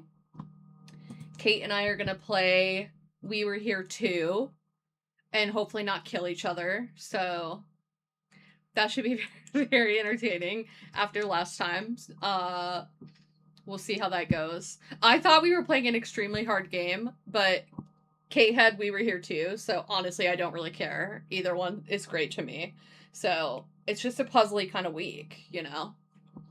So we'll do that on Thursday, and then Sunday is up in the air depending how the Discord polling stuff goes, but we might switch it up just to try to kind of keep interest going. Maybe we'll, like, switch back and forth between that and Horizon. I don't know. We'll see what the vibes are, but that's the game plan. So I hope you have a good night. I'll find someone to raid into, so please be nice to them, be welcoming, yada yada. And I will see you Thursday.